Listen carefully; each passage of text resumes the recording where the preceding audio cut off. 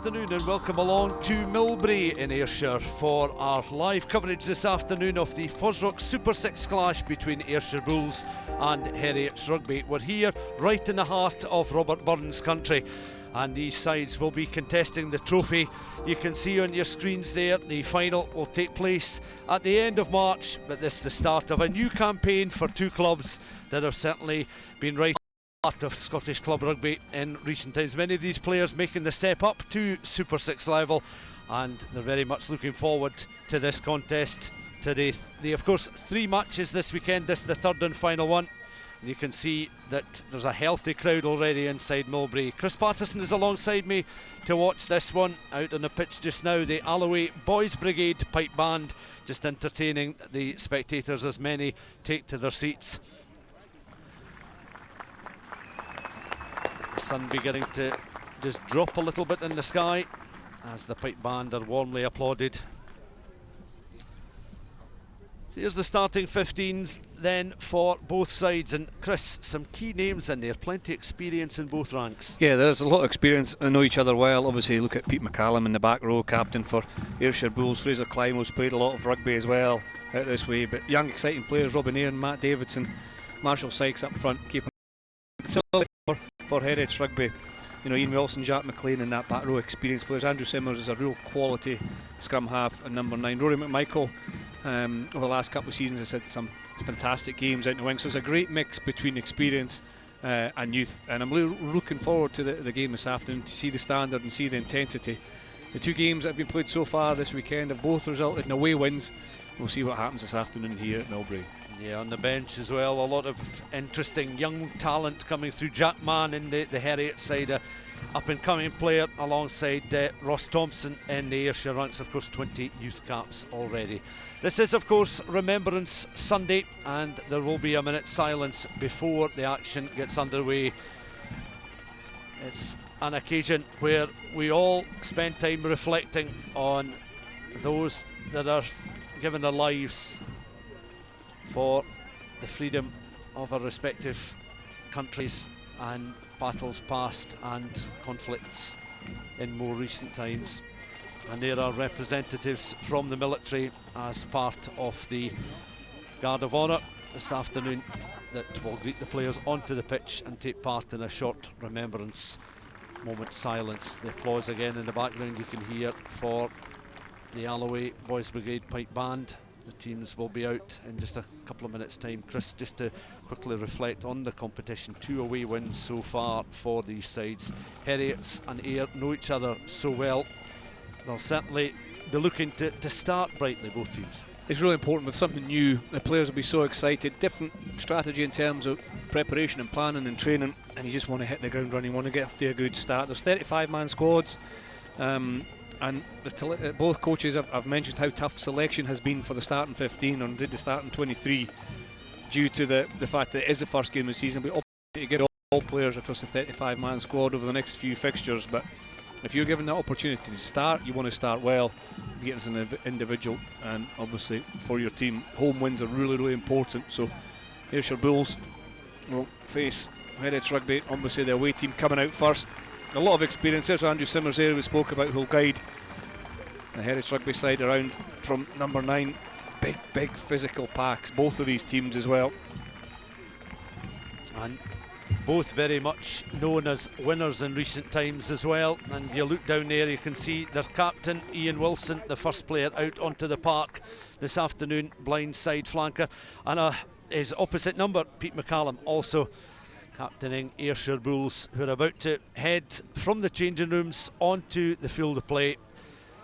And as we said, a really healthy crowd inside Millbrae this afternoon. It was a very pleasant journey from the east to head through to Ayrshire for this contest, and it's been certainly an intriguing opening weekend in this new, fresh, exciting tournament.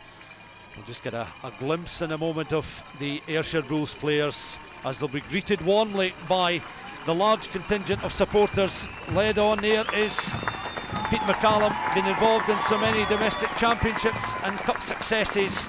So too have many of the Heriots players, and that makes this such an intriguing contest this Sunday afternoon. They'll take their positions before the minute silence, a quick word as well from you, Chris. I mean, this is a big moment for these players. It is really big, isn't it? I see Gordon Reid as well back after Rugby World Cup in Japan, so he'll bring experience and power up there as well, and his influence will be key on not only the younger players but the more experienced players around about him as well. But we'll obviously have a moment of reflection before the action.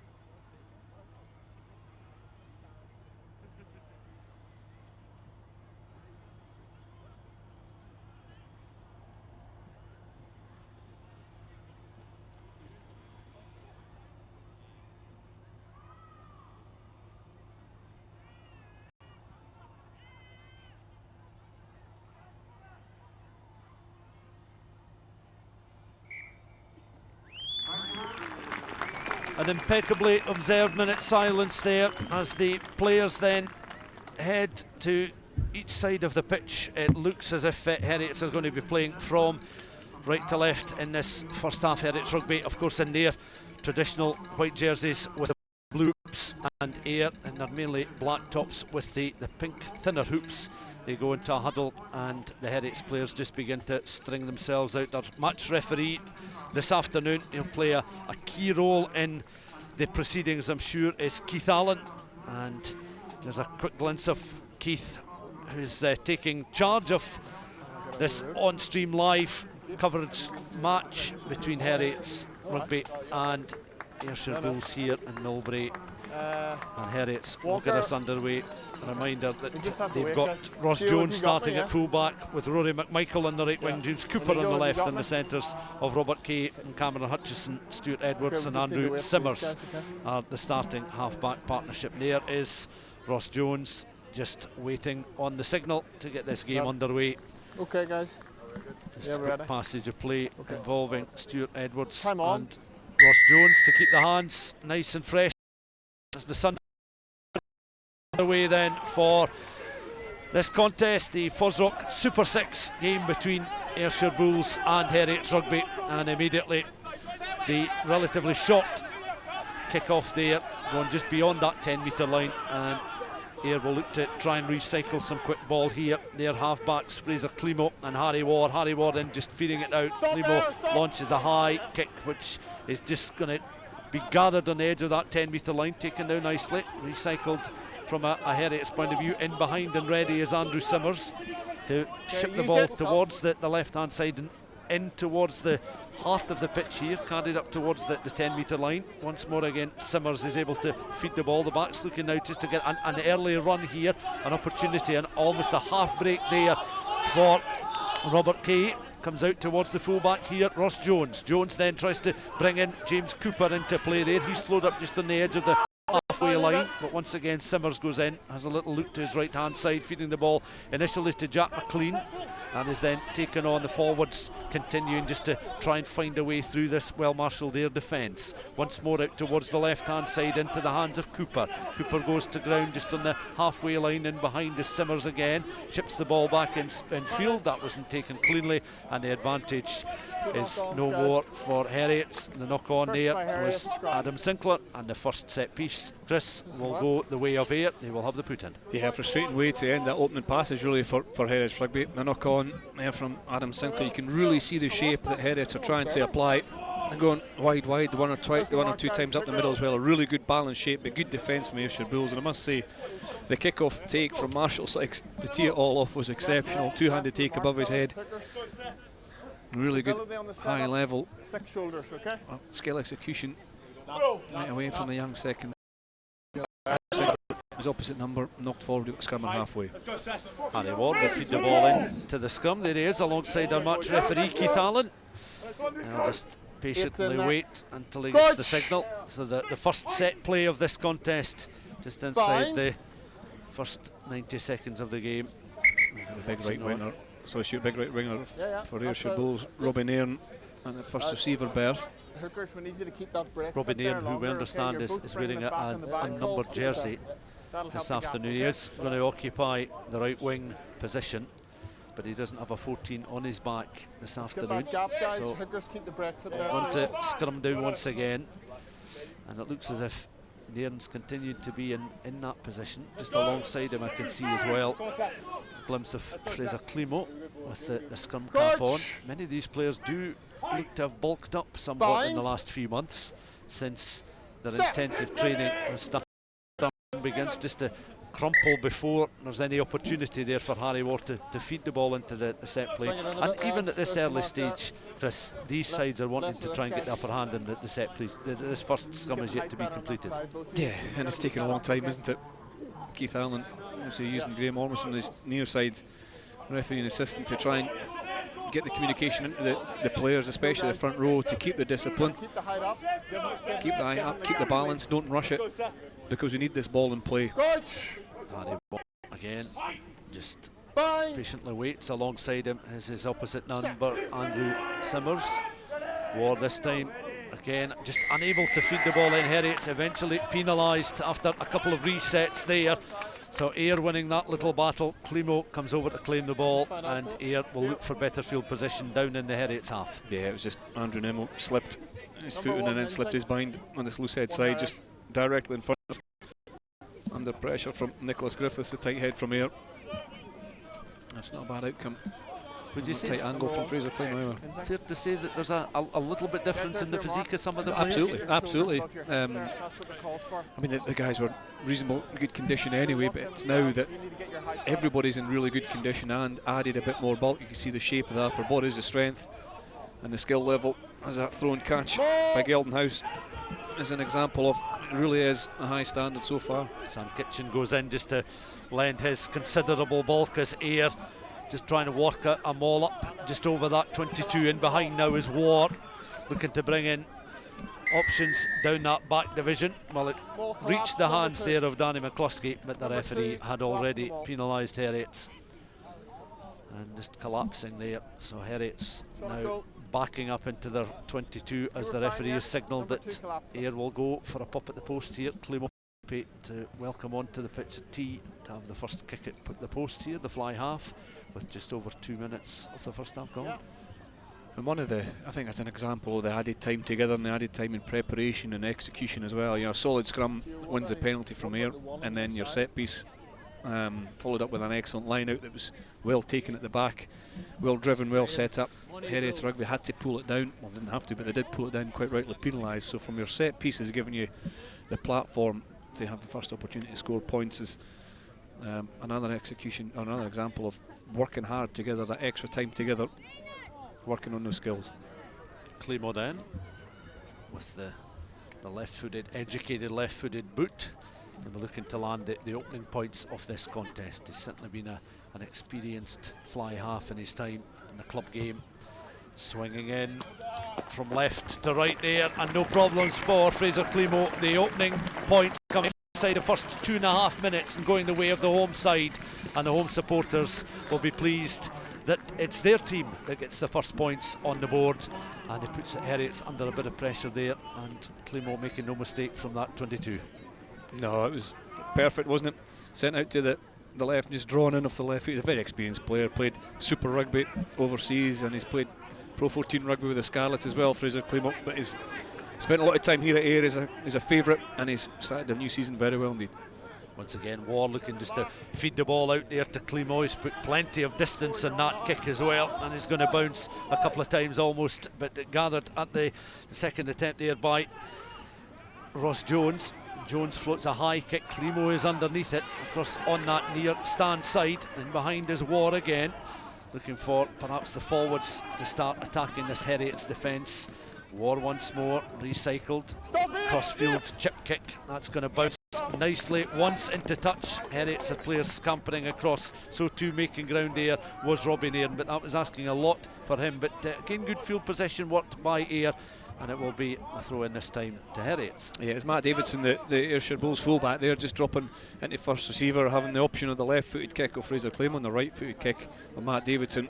Makes it very difficult for Heriot's to cover that backfield. There was space there, and Davidson found it, and the ball dropped out of touch, but that's a really good line out from Heriot. Michael Linus with a very good throw in there, and it was won by the captain Ian Wilson. Just having a look at what Heriots are proposing to do now. McMichael just coming in off his wing, and once again it's taken on by back row forward Jack McLean, up and just over that 10-metre line. Once again Simmers just in position, as Ayr this time have been penalised right on the edge of that Heriots 10-metre line, and it will be, I think number 4 has gone off his feet there. Marshall Sykes was the player penalised. The release comments there you could hear just in the background, and that kick I think it's maybe caught up in a little bit of a breeze beginning. We can begin to feel it just in our commentary position here, but it will be a Heriots throw in almost directly over on the far side from where we are, and Heriots again will have the throw in with Michael Linus in position to throw this ball in. It was a well worked move the last time. That's a high one that was almost juggled there. Going up for it was Adam Sinclair. Heriots have managed to move it forward between that 10 and 22. In position again, Simmers carrying it up ever closer to the 22. Simmers again looking to use Edwards out towards this left hand side. Good work coming up on the left hand side at pace is James Cooper. He's flattened just over the 22, and behind him Simmers again. Back in field Jason Hill on towards the fly half Stuart Edwards, but I think it was Edwards' pass that was forward, and it's going to be an opportunity for Ayrshire Bulls just on the edge of the 22 to exit and play the ball downfield. And Chris, your thoughts on that little move? That did better inventive play from Heriot. It's a little bit more productive from them going forward.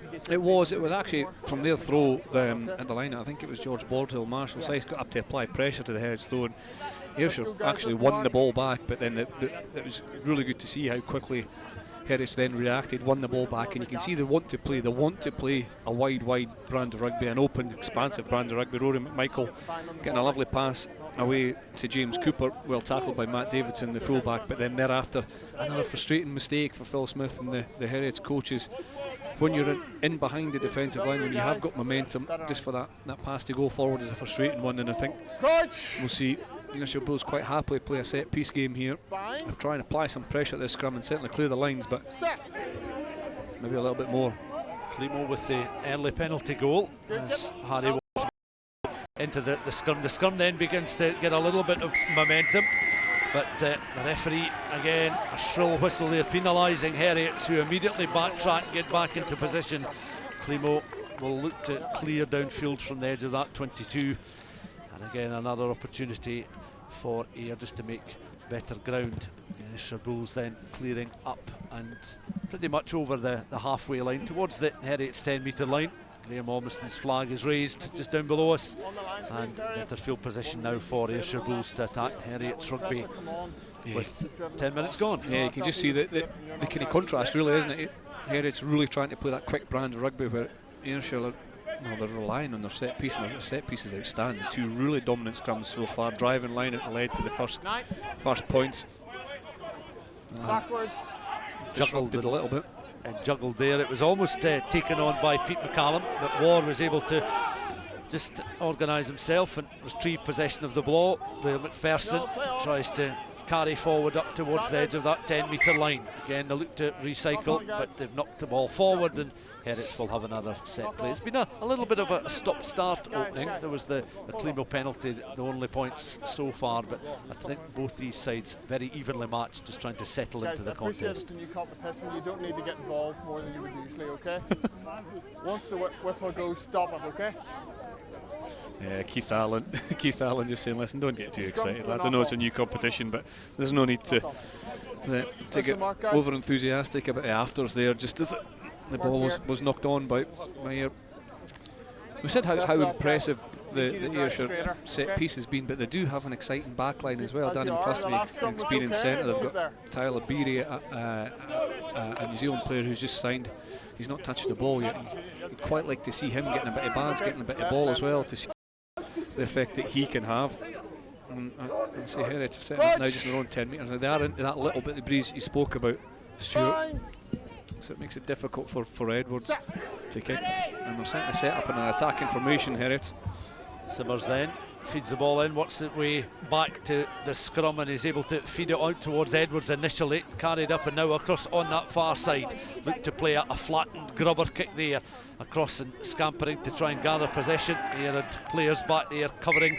One of them was Robin Aaron, who was in a good defensive position there just to try and avoid Heriot's encroaching in towards that 22. But good use of the ball down that right hand side just to mix it up a little bit and force Ayrshire on the back foot defensively. Yeah, well, we spoke about that breeze, didn't we? And Stuart Edwards opted to go short, a really good delayed pass to James Cooper, who got in behind, then kept the ball alive, offloading. It was actually Ross Jones, the number 15, who did put boot to the ball, but it was a low, hard grubber kick in.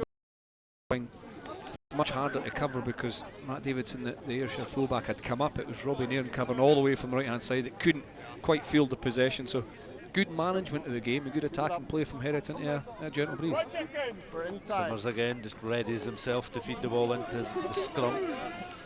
10 there is Stuart Edwards. He's going to be a big player, I would imagine, for Heriot's rugby this season. As alongside the Heriot's number 9 is Harry Watt. It's now inside just on the edge of the 22 inside the Ayrshire Bulls half of the field. The ball just held up there and Heriot's winning the penalty at the scrum, so it's beginning to even things out a little bit in the set play. Such again is the strength of both respective sides, and it'll be interesting to see what options Heriot's have here. Well, they're going to kick to the corner there, nice and simple from Stuart Edwards, and to continue to mount the pressure. Yeah, it's good from Andrew Nimmo, young Andrew Nimmo, the loose head. It's been from just in front of us before, but he did really well to fight and work his opposite number, Nicholas Griffiths, there hard, winning the penalty for his side, and the penalty was then kicked to touch, so it's just about 8 metres out, I think, and we'll see what Heriot's do. They have gone off the top of their 2 previous lineouts, so see, expect this one maybe to be driven, but maybe they've got someone up their sleeve as well.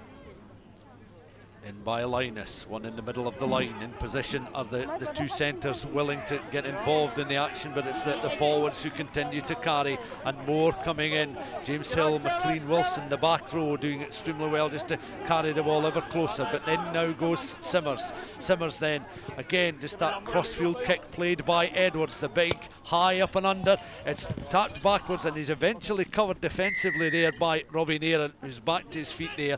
Cover provided as well by Matt Davidson, but play will come back inside that 2 head. Continue to try and turn the screw here. It's just a Fraser Climo penalty separating the sides, but cynical play by the sounds of it. Is that number 7?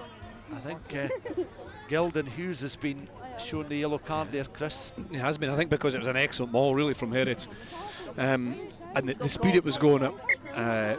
It was certainly moving quickly towards the line, and it was a cynical side entry from the big number 7, pulling them all down, and from the penalty advantage it was a nice crossfield kick from Stuart Edwards. He had to do it really because 1 or 2 of the backs from Heriot had joined them all. There were numbers down. You need to keep these scrums up, both of you, okay? Just interrupt there, just to hear Keith Allen. You have a responsibility to complete scrums, so to say. Just really scrum calls, reflecting on what has happened before and just reiterating a point he's made a couple of times about the responsibility to complete the scrummaging. Another Heriot's put in at the scrum. Again, the 2 respective scrum halves just waiting alongside one another, but once again it's Andrew Simmers to feed the ball in. If you get a stable scrum here, there is a bit of space on the right hand side. You see Fraser Climo with it scrum cap directly in the scrum. He kind of has to cover that left hand side along with Gosman, and if he goes there, Simmers might come back this way.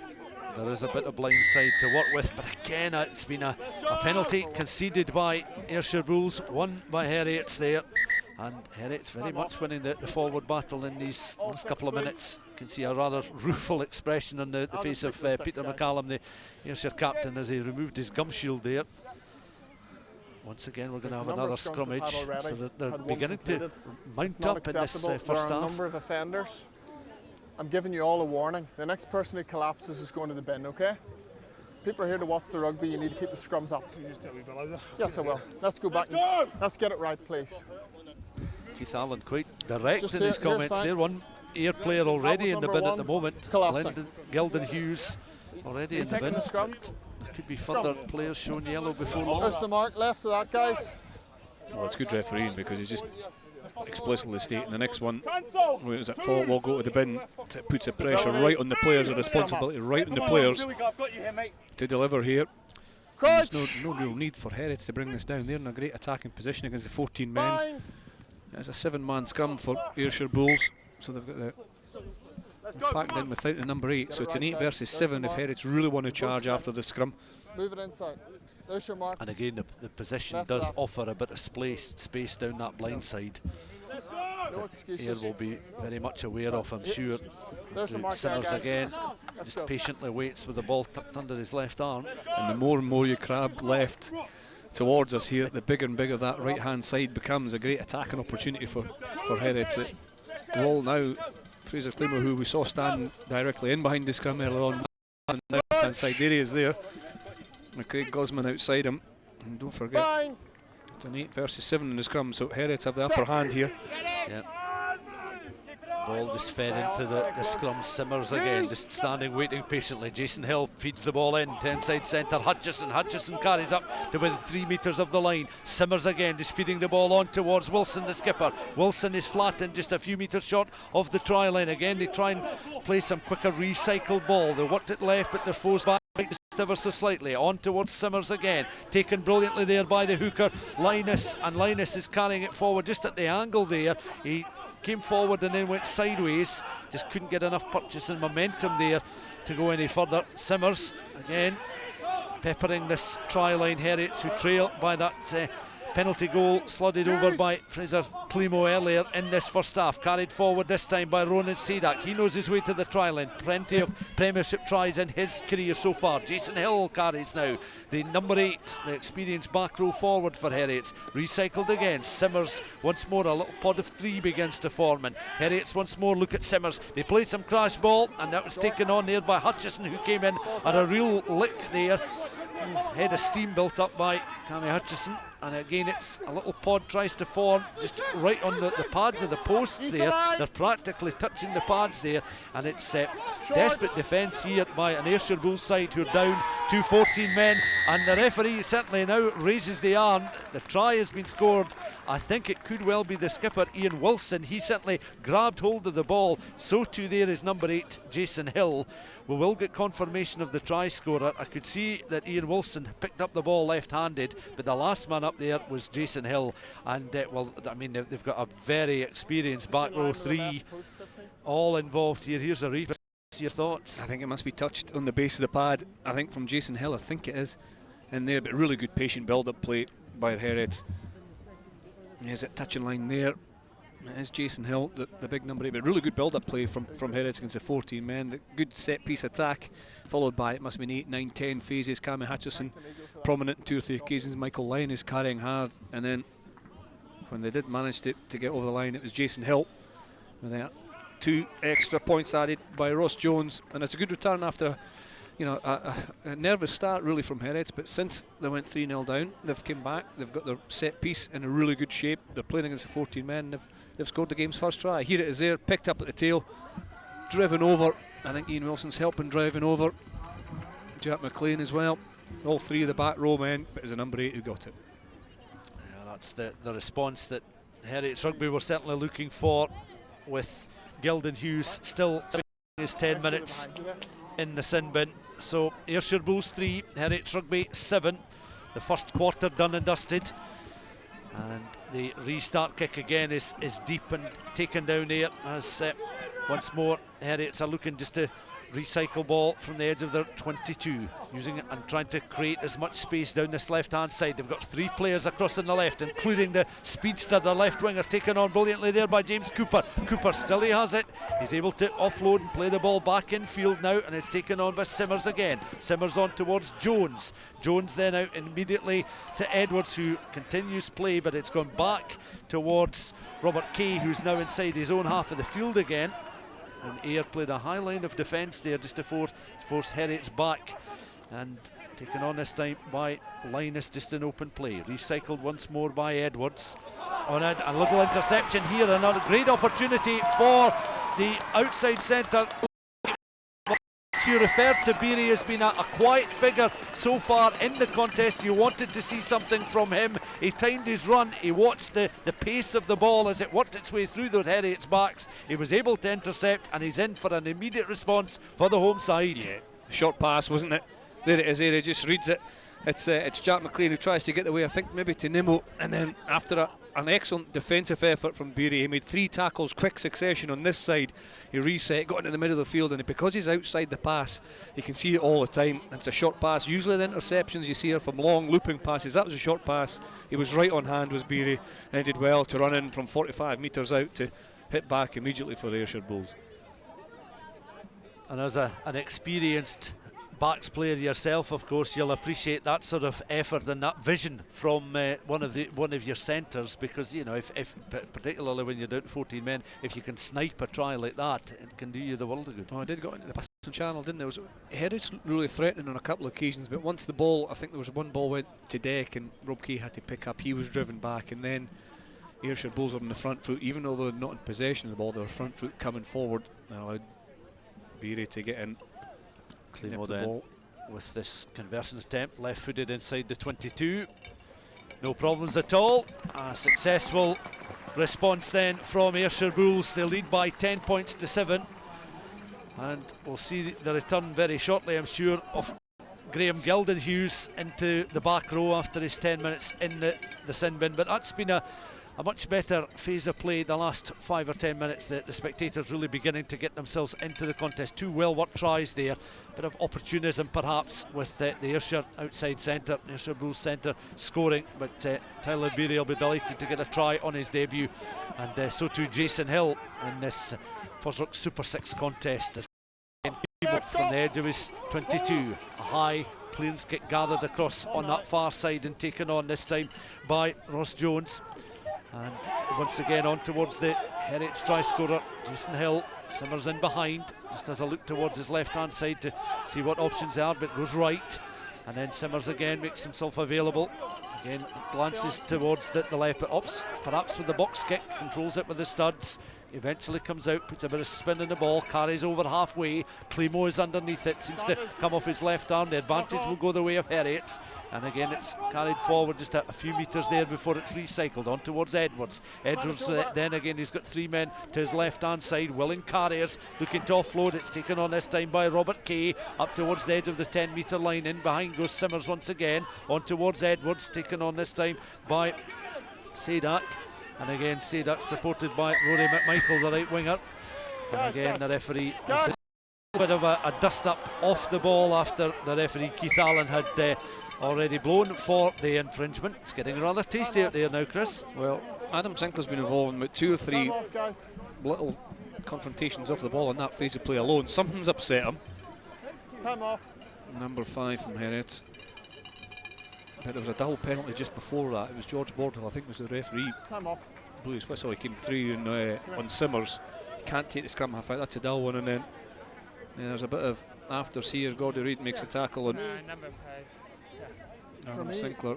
I've given the penalty. Number 1's continued and tried to incite something out of 5 Heriots. I think I'm going to reverse the penalty against 1. Okay. 1 please, 5. Reversing it against Gordon Reid. So come here please. You can see Captain. There's Andrew Nimmo, and he's back to his feet there. You can see he's hobbling. Guys, I've already blown my whistle for the penalty. After it, you've continued and tried to push and shove him. We're reversing the penalty. You know you can't do that, and it's not acceptable. It's being reversed against you. Don't continue after, okay? Listen, Peter, the issue is with your player. He's tried to defend himself. That's the end of the matter. That's a very great No, I've blown the whistle well before. Back you go. That's very great to defend yourself. Peter McCallum feeling that there's maybe a little bit of ambiguity there perhaps, but it's gone against Gordon Reid in the end, and it's the penalty reversed. It's a chance now for Edwards from just over the halfway line. He'll play it down just towards the edge of the stand here at Millbrae, and that's a safe touch finder between the 22 and the 10 metre line over on that far side. Yeah, well, you make of that? He can't see everything, Keith Allen. There was something going on in the 2 or 3 phases beforehand, and it just kind of came to a head there. But off the ball incidents, you can't do it, okay? Keith Allen saying just can't do it off the ball. It was after Wilson for Gordon Reid. and Adam Sinclair did react a little bit, but there was nothing too severe in it, so the penalty was quite rightly reversed after the initial penalty against Bournemouth.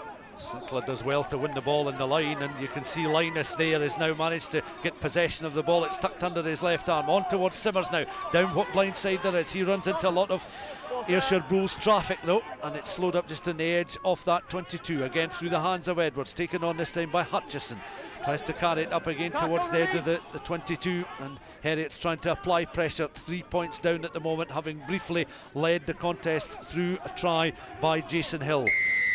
The referee again penalising Ayrshire Bulls, and once again Pete McCallum just turns away. There's a little stare towards the referee, but you're not rolling away on this occasion, and Heriots are going to have a pop at the posts just to level things up.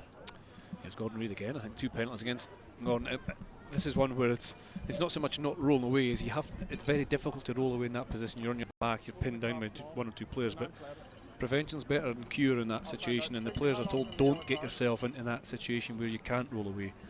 So it's almost, prevent yourself getting there in the first place, which is difficult. But I do like the fact that we want to keep that ball clear. We don't want defensive players rolling about, slowing it down, unless they can do it legally. And Ross Jones has an opportunity to kick a goal and draw the scores level. Ross Jones then, who did convert the Jason Hill try a little bit earlier on in the first half. So this to level things up at 10 points all. You can see quite a calm, pleasant afternoon here at Millbrae as he does just that.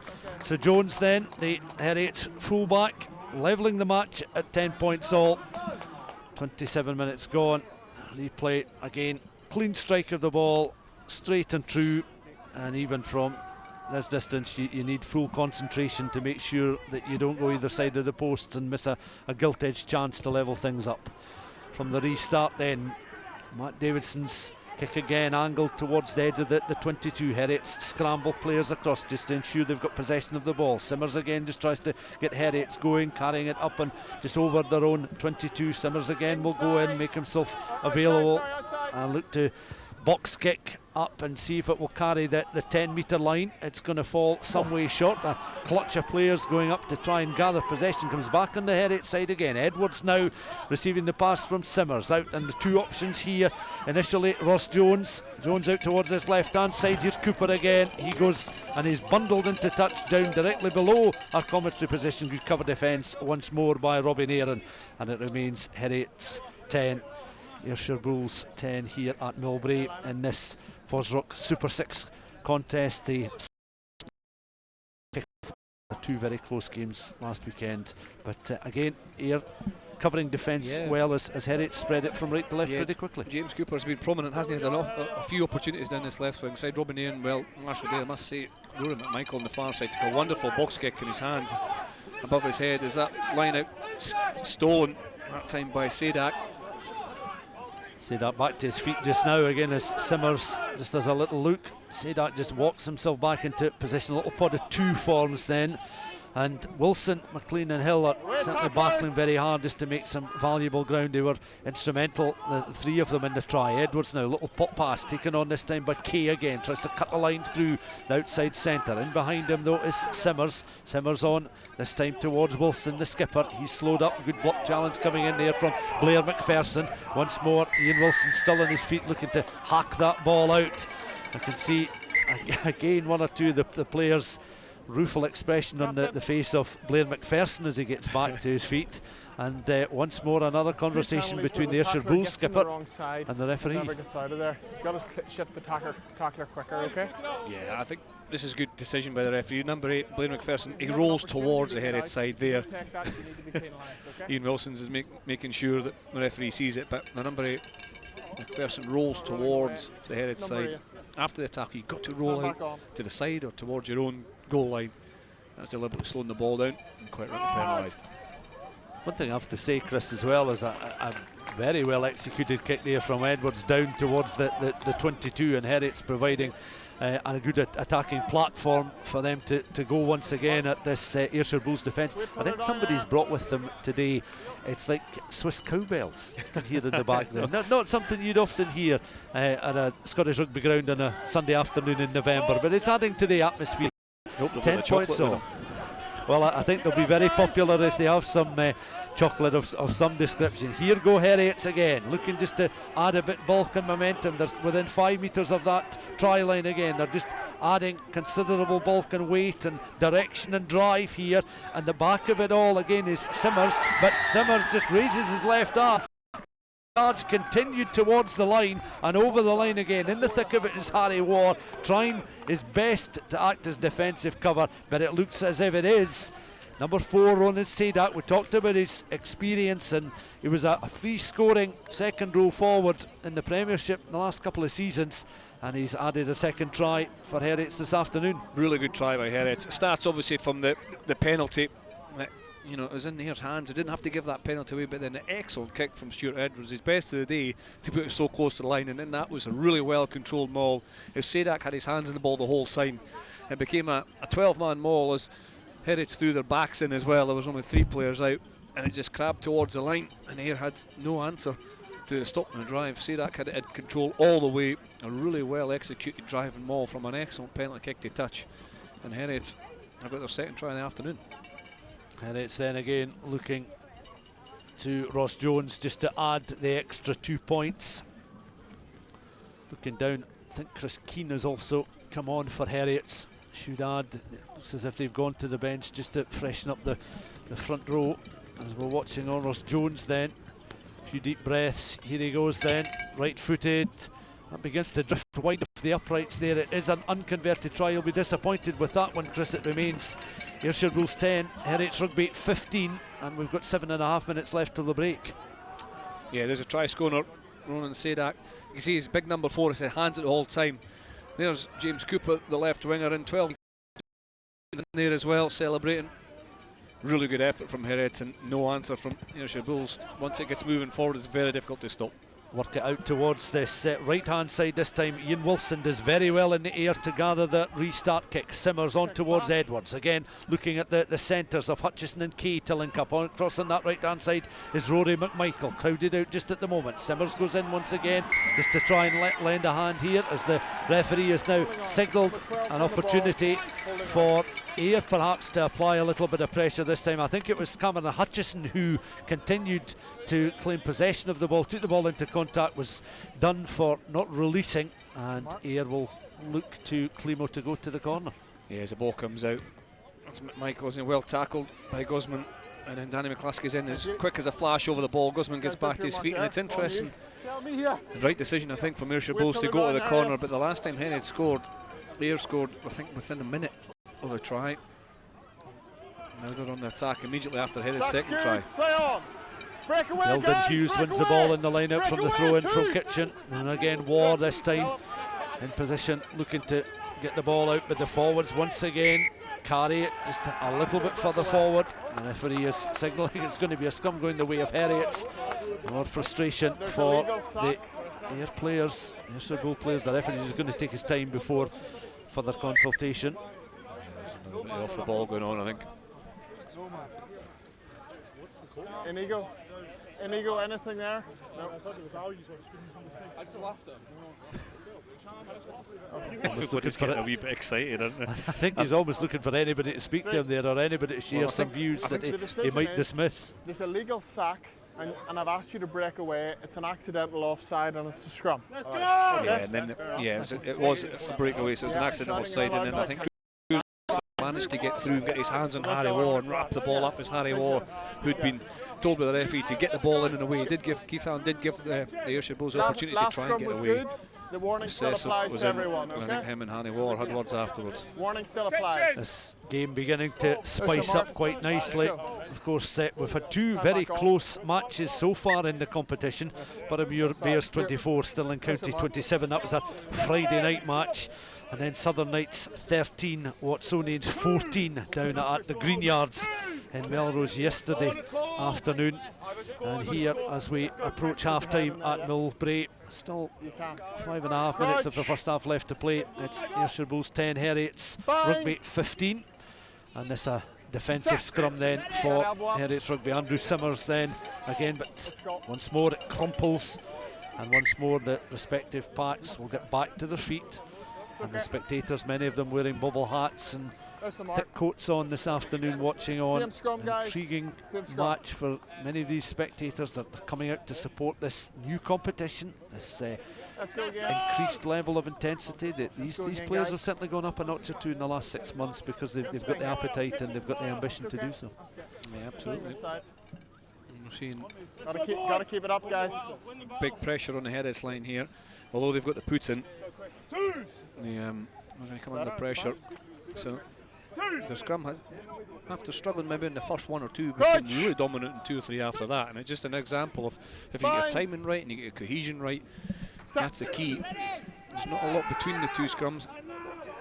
Simmers then, you can see Jason Hill just controlling it. He tries to get up and get a little bit of a head of steam on it, just makes it a little bit more distance closer towards the 22, but once again it's Simmers, not surprisingly, puts a bit more distance on that kick, deliberately finding touch there. It only comes at the 22 just by a fraction, but it's now going to be a Bulls throw in opposite where we are on the 22, and still they have a chance to attack and perhaps get more points before the break. Well, that was well managed and well cleared by Heriot. Jason Hill did really well because the scrum did come under pressure from the Bulls, and then he picked at the space. The scrum wheeled to the Ayrshire left, and it allowed Jason Hill just a fraction of a second to take the space, and then there was a good kick under pressure from Simmers. Kitchen again, won by Gilden Hughes.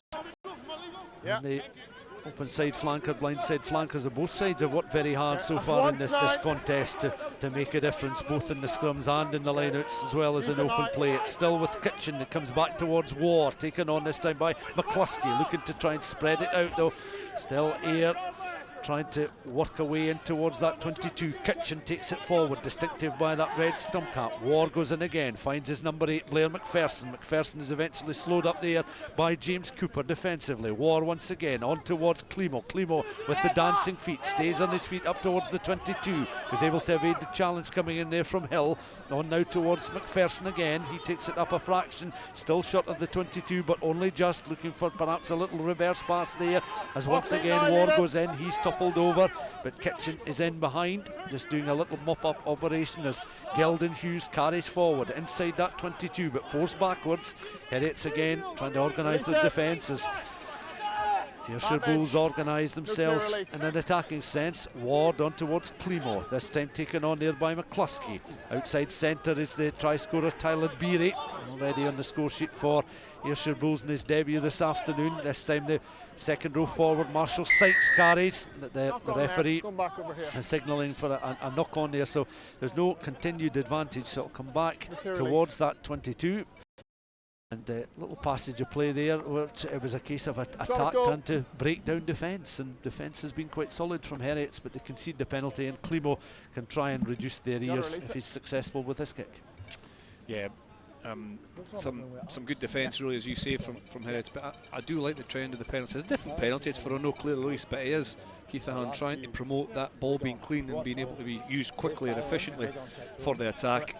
Nice offload attempt from Marshall Sykes, so the ball did go forward and he came back for the penalty.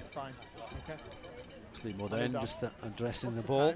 Be a left-footed effort from inside the 22. You would watch Ross Jones from a similar position just drift the ball wide of the uprights.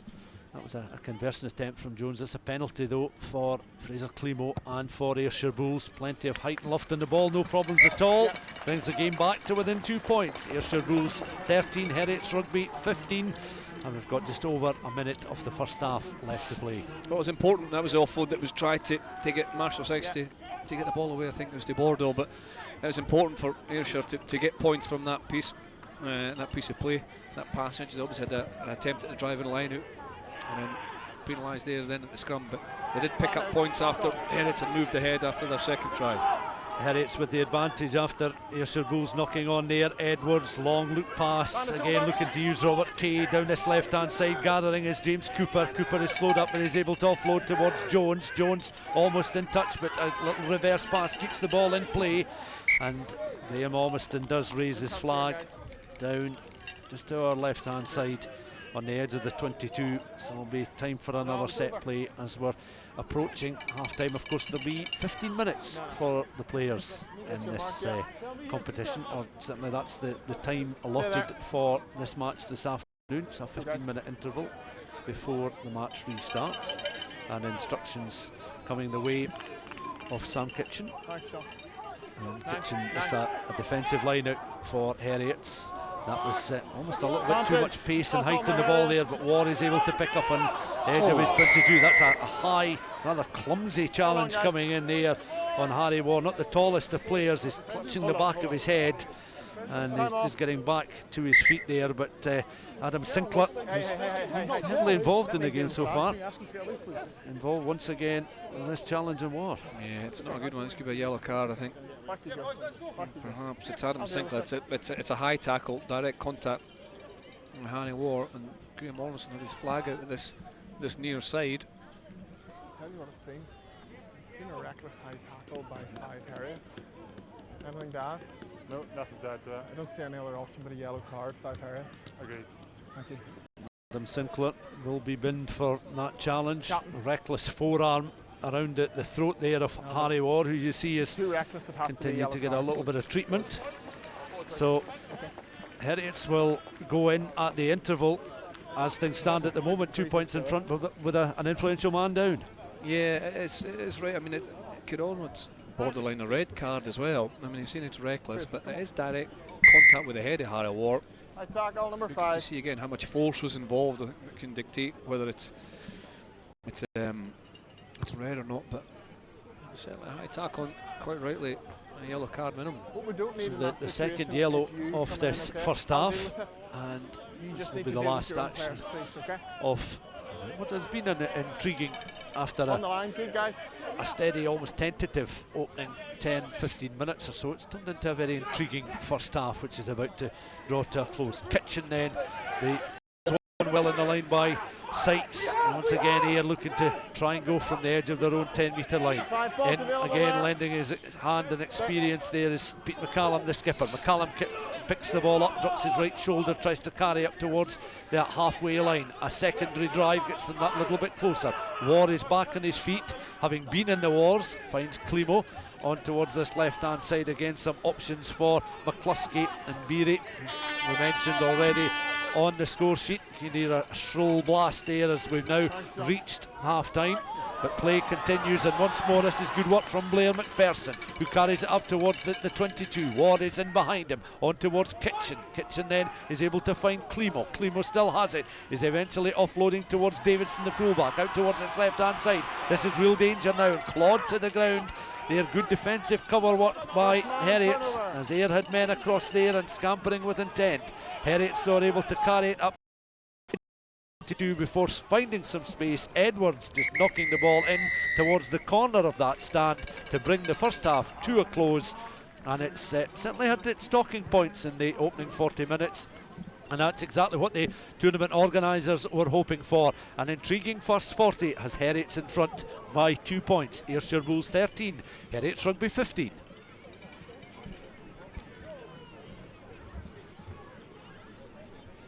Chris, we'll get your considered thoughts during the course of this 15-minute interval, but your initial impression in the first half? Well, a lot of quality interspersed between one or two basic mistakes, but don't forget it's a first hit out for a lot of these players for the seasons.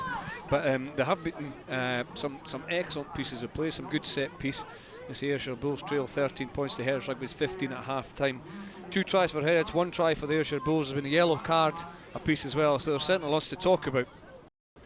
Yeah, this FOSROC Super6 campaign, our live Sunday match, is at half time. Ayrshire Bulls 13, Heriots 15, and the players back in the changing rooms.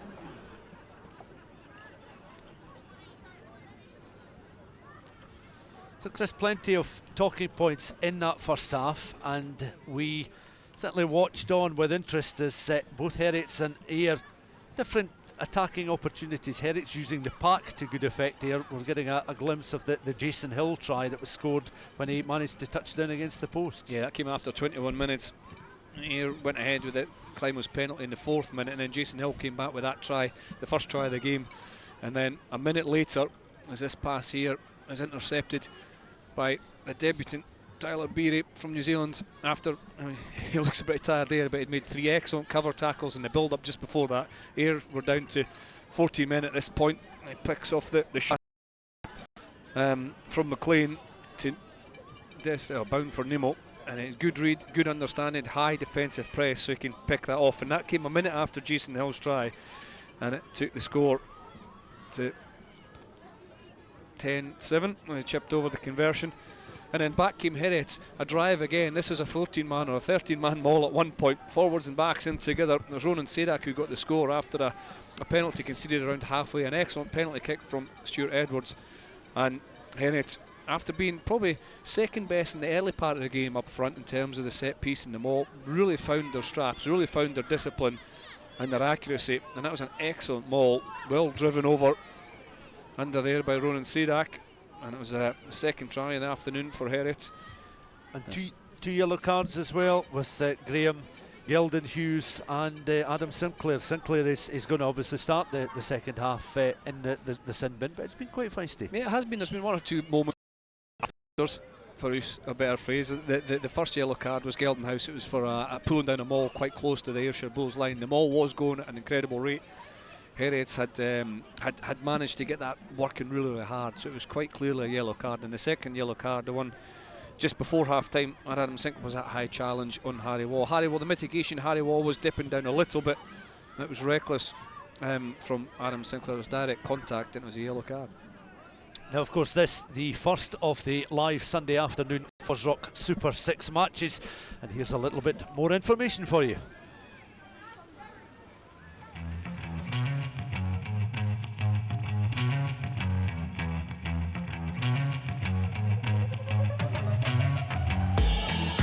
Welcome to Golden Acre, the home of Heriot's Rugby, where I've come down this Thursday evening to watch some of the team train and chat all things Super 6 with tight head prop Dan Gamble and Director of Rugby at Heriot's, Neil Meikle. My name's Neil Meikle. I'm Director of Rugby at Heriot's Rugby Club, and I've been Director of Rugby now for on and off for about 10 years. I had a hiatus in Hong Kong. I moved over there with my wife for a couple of years and I came back 2 or 3 years ago. My role here is obviously coordinating the off-pitch side of the rugby and making sure that we have everything in place for the teams, recruitment, coaches, and making sure that things operate smoothly, which they do hopefully most of the time. Did you come from a rugby playing background yourself? Did you play the game when you were younger? Or? Yeah, so my dad used to play for GHK, and then I picked up the game when I was pretty young. I was actually from Ayr originally, which is, so the Ayr game's always a big one for me personally, and then I played for Ayr up until I was about 23, and then moved through to Edinburgh for work, and then played for Heriot's, and then I've been here ever since. There's a fair bit of pressure for Heriot's and being at Heriot's. We've got a pretty proud history and produced some pretty incredible rugby players over the years. Andy Irvin, the Bear, who is still here, who phones me at least twice a week to work out what's going on, and if he doesn't like it, he's not shy in telling me. So there's a lot of history, and I think we always make a big point with the guys that when you're pulling on the jersey for Heriot's, it's a big thing and shouldn't be taken lightly. And that's, whether you're playing for the first 15, the second 15, the Super 6, it doesn't matter. You're taking on the jersey and the history of the club.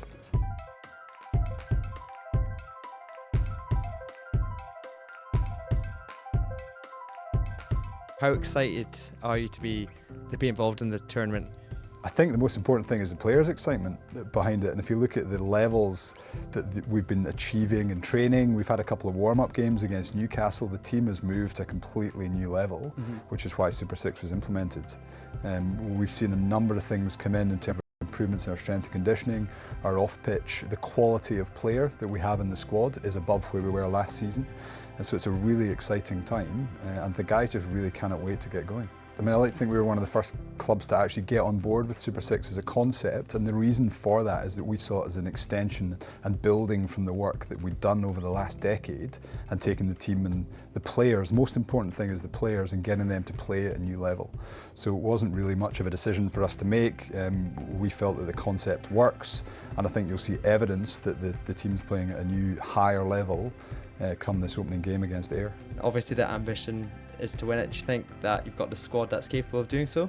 Yeah, I think, look, we aim to be competitive in everything we enter into.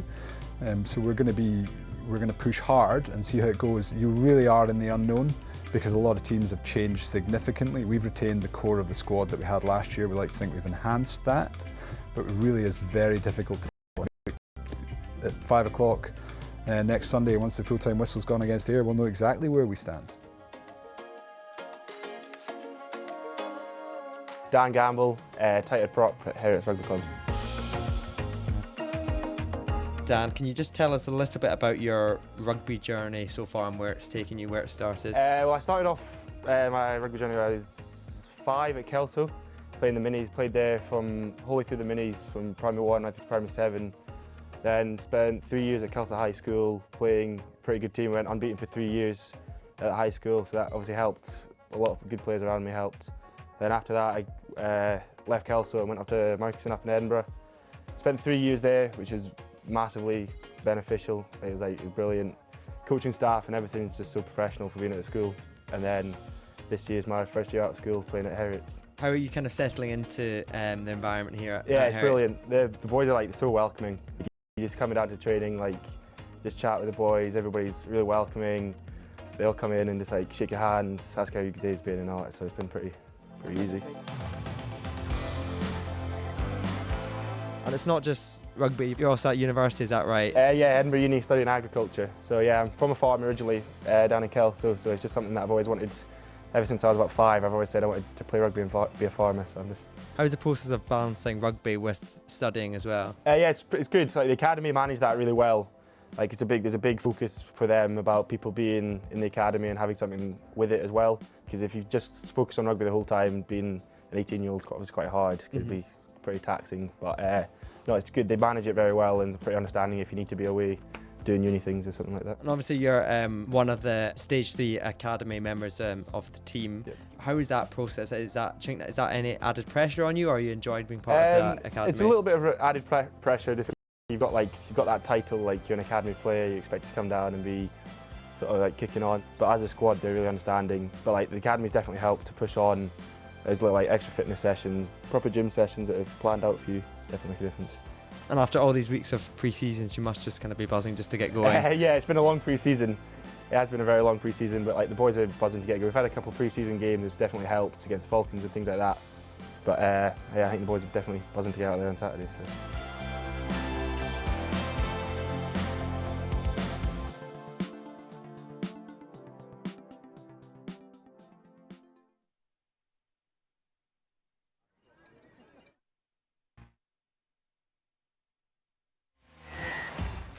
The Scottish head-to-head.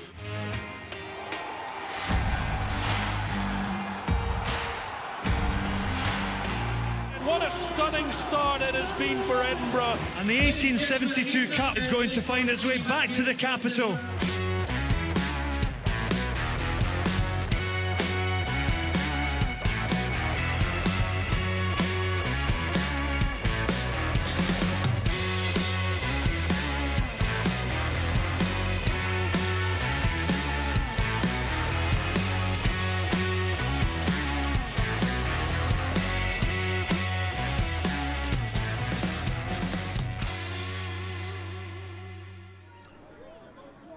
There's a long shot of Millbrae as the sun has just disappeared down at the hills behind the main stand, and it's getting to that stage of the afternoon where people are finding it just a little bit chillier after a very, very pleasant early afternoon here in Ayrshire, and an intriguing contest as some perhaps Ayrshire Bulls players of the future are going through their paces just down on the pitch before the players will return for the second half. Chris, we've got a glimpse there of the Scottish Rugby podcast, of course, that you're very much part of. This whole competition must have been a real talking point at various times during the course of the last 18 months, because you know it's becoming a very important part of the Scottish Rugby pyramid now. Absolutely. I think it's essential. I mean, I was fortunate to play professional rugby for 14 seasons, and I played for Gala prior to signing professional with Edinburgh.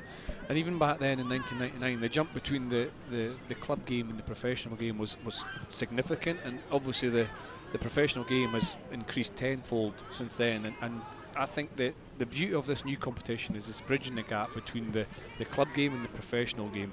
It's brilliant for the club game, it's brilliant for the professional game, because I believe it gives clubs their identity back, and they can really work together and enhance their club, whereas the players who do want to progress, and coaches and referees and officials who do want to progress, are able to progress in this middle ground, if you want to call it that, a part-time professional ground, who do want to progress to professional rugby. So it's fiercely competitive. We've seen that already with, you say that the opening game on Friday night was 24 points to 27, Boroughmuir Bears losing out to Stirling County, and the Southern Knights lost 13 points to 14 against Watonans at home, so it's very close games. This is in the balance at 13-15 at half time, and it's a stepping stone for those who do want to try and progress, or for those who want a real opportunity at part-time professional rugby. So I think it's essential. I think the opening weekend has been a success so far. As you say, it'll continue throughout the year. Yeah, it's as Heriots now begin to make their way back onto the field of play. Of course, Adam Sinclair was shown the yellow card just at the tail end of the first half. So Heriots will start this second period with 14 men. I suppose it's worth reminding viewers that in 1999, in the April-May time, you were a second division player with Gala, winning Melrose Sevens, the cup final, the second division title. Within 6 months you were at the World Cup playing in Spain. Yeah, it was an enormous jump for you. Well, I never played the equivalent of the Premiership, first division rugby. I played second division rugby with the Gala, and then went from there straight to a national tour in South Africa, and then swiftly followed with the World Cup. So it was the game's totally different now to what it was then. And I think the need for another tier of rugby to prepare you and to hone your skills is essential, and hopefully enjoyable for these players. You see Struan Sestor there, he's played for years and years and years in the Premiership for Heriot, and he's an opportunity here in this competition. Finlay Gillis, one of the assistant coaches at Heriot Rugby, played professionally himself, Edinburgh and Glasgow Warriors, and then Ayrshire Bulls join again. So it's, and I say Keith Allen, the referee, this competition's more than just the players. You see the event that's been put on at Millbrae this afternoon. You saw the boys and girls playing in a half-time break. There's functions over the far side of the corner, and it's well supported, as it has been on Friday evening and Saturday as well. Absolutely. Of course, the Remembrance Sunday, those reflections beforehand, very much part of the occasion, but so much going on, as Chris was saying, around Millbrae this afternoon, and very good to see a very healthy crowd inside Ayrshire Bulls home ground. As a little glance over the shoulder there, and Matt Davidson given the signal by Keith Allen to get this match restarted. And Heriots then will be playing in those white jerseys with the dark blue hoops, dark shorts and socks from left to right. And their darker jerseys with the white thin trims, as Heriots now exit from the 22. Down below us there is Fraser Climo, landed a few penalty goals, and the unable just to control the ball there as he stooped down, had the palms open, but just knocking the ball on, and it will be our first scrum of this second period. Pace from Harry Watt, just dips just in the last minute for Gordon. He should take it, and it's actually a missed opportunity because Climo was on his left, and then outside that there was 3 or 4 Ayrshire Bulls players, and there was only Rory McMichael, and then the covering fullback Ross Jones on this, the Heriot's right hand side, on the Ayrshire Bulls left hand side. It was an opportunity for Ayr to attack this left side, but the ball did go forward. Centre field scrum, which is now a really good attacking opportunity for Heriot, although they are down a man. Same as the the scrum first half, guys. Was pretty dominant at times in the first half, but I wonder if we'll see the ball in behind from either Jones or Edwards in a strong kick chase. They'll certainly look to try and capitalise if they can. Ayr noticeably getting the shunt on there, but Heriot's very quick to release the ball from that scrum. It's been kicked downfield. Heriot's then giving chase. Rory McMichael is the lead chaser there, but Matt Davidson just guiding the ball out. And from the 22, Ayrshire Bulls will be able to get this game going again. But that was asking a lot of Rory McMichael, but he was certainly galloping down that right hand side to try and get possession of the ball, and Ayrshire Bulls then just trailing by a margin of 2 points from their 22. Jack McLean then carrying it forward just a few metres there, needing some support, and behind him is Simmers, on again towards Edwards, long look pass out towards the left hand side, taken on by Kay, again up towards the edge of the 22, intelligent running here, running a solid challenge coming in there from Marshall Sykes, recycle ball coming the way of Simmers again, on towards Edwards, long loop pass out there towards the skipper Wilson now finds Rory McMichael, but he had Ayrshire players right in front of him there, knocking the ball forward, perhaps one eye on the on-rushing Ayrshire defence and one eye on receiving and controlling possession of the ball. It becomes an Ayrshire Bulls scrum, and it remains Ayrshire Bulls 13, Heriot Rugby 15. Yeah, well, I think Marshall Sykes is maybe going to get a bit of treatment. He's down holding his left wrist, I think, as he made a really good tackle on Rob Kay, actually stopped momentum. And fair play to Heriot, they're down a man, and they're still trying to play their wide, expansive rugby. So, you know, the team's just tightening up a little bit, but there's Marshall Sykes getting a little treatment on his elbow, his wrist, and his shoulder. That came in that big collision on Rob Kay, but Heriot are still trying to play at the edge, they're still trying to create space, and Rory McMichael will be disappointed that he lost the ball under the challenge of Gosman there, because Heriots were progressing nicely. Heriots at the moment, just one or two players in conversation, the second and back rows particularly, just passing on instructions to one another. Early thoughts in this second half as they protect the advantage with a man down. Of course, they're part of our live coverage next weekend as well, because Heriots will be at home to Watsonians. That will be a live online stream from Golden Acre, 2 p.m. Ayrshire Bulls once again are here in 6 days' time. They take on Boroughmuir Bears, a 3 p.m. kickoff, and of course the other game is between Stirling County and the Southern Knights, as Ayrshire Bulls looking to just make some replacements, bringing on some fresh legs. They'll be readied very shortly, as you can see Marshall Sykes back on his feet and back in position to take his place in this scrum. In fact, Marshall Sykes, I'm looking on his, just looking down, Chris, he has been replaced. Yeah, he's just left the field there. Actually played pretty well, one or two excellent pieces, low shot, hard aggressive tackles as well, but he's left us now. So it's Lars Maurice, I think, that came on. Yes, we're just getting clarification of the player that has joined in that scrummage, but it certainly is not Marshall Sykes. So apologies there for the confusion. And Sykes has been withdrawn from the contest as War now feeds the ball back towards Climo. Climo then left-footed, plays it high and over the halfway line. And it's a players underneath it. There by Rory McMichael. McMichael feeding the ball in again. It's stab kick near Jones down, but Climo again gathering at pace now, carries it over the 10-metre line, but that's pretty much spinning straight into touch there, and it'll be a throw in down just short of the halfway line, just around the 10-metre line, just by a clutch of supporters that are braving the elements here. There's not much wind to speak of just at the moment, but it's not at all warm. It is a chilly late autumn afternoon, and very much conditions you'd expect at this stage in the season. Michael Linus then going to throw the ball in towards the back of the line, challenged by Ayr, but won well, and Heriots go once more. Heriot Rugby then, Cameron Hutchison, the ball fed in towards Jason Hill, who's already scored a try in the contest. Andrew Simmers towards that left hand side again. Edwards, little pass brings Kay into play, he was blocked off there. Recycle ball going into support. Chris back towards Edwards. Edwards plants a left-footed kick downfield, gathered there by Matt Davidson. Davidson then readies himself and plays the ball out to touch up towards that 10-metre line once again. And Heriots continue to spread the ball wide and try to be creative while a man down. Yeah, they are, and they're adding the kicking game. Ross Jones with a couple good kicks as well. That time there it was Stuart Edwards on his left foot who popped the ball in behind, and it didn't give Matt Davidson a great angle to clear. He did well to get up to almost the 10-metre line, but it's just good management from Heriot. It's good balance to their game. They're still attacking wide, they're putting boot to the ball, they're taking the space when it's there. Good play. Yeah, I think it is Lars Maurice, you're right, that has come on in place of the injured Marshall Sykes, as Heriot's though continue to just be on the front foot at the moment.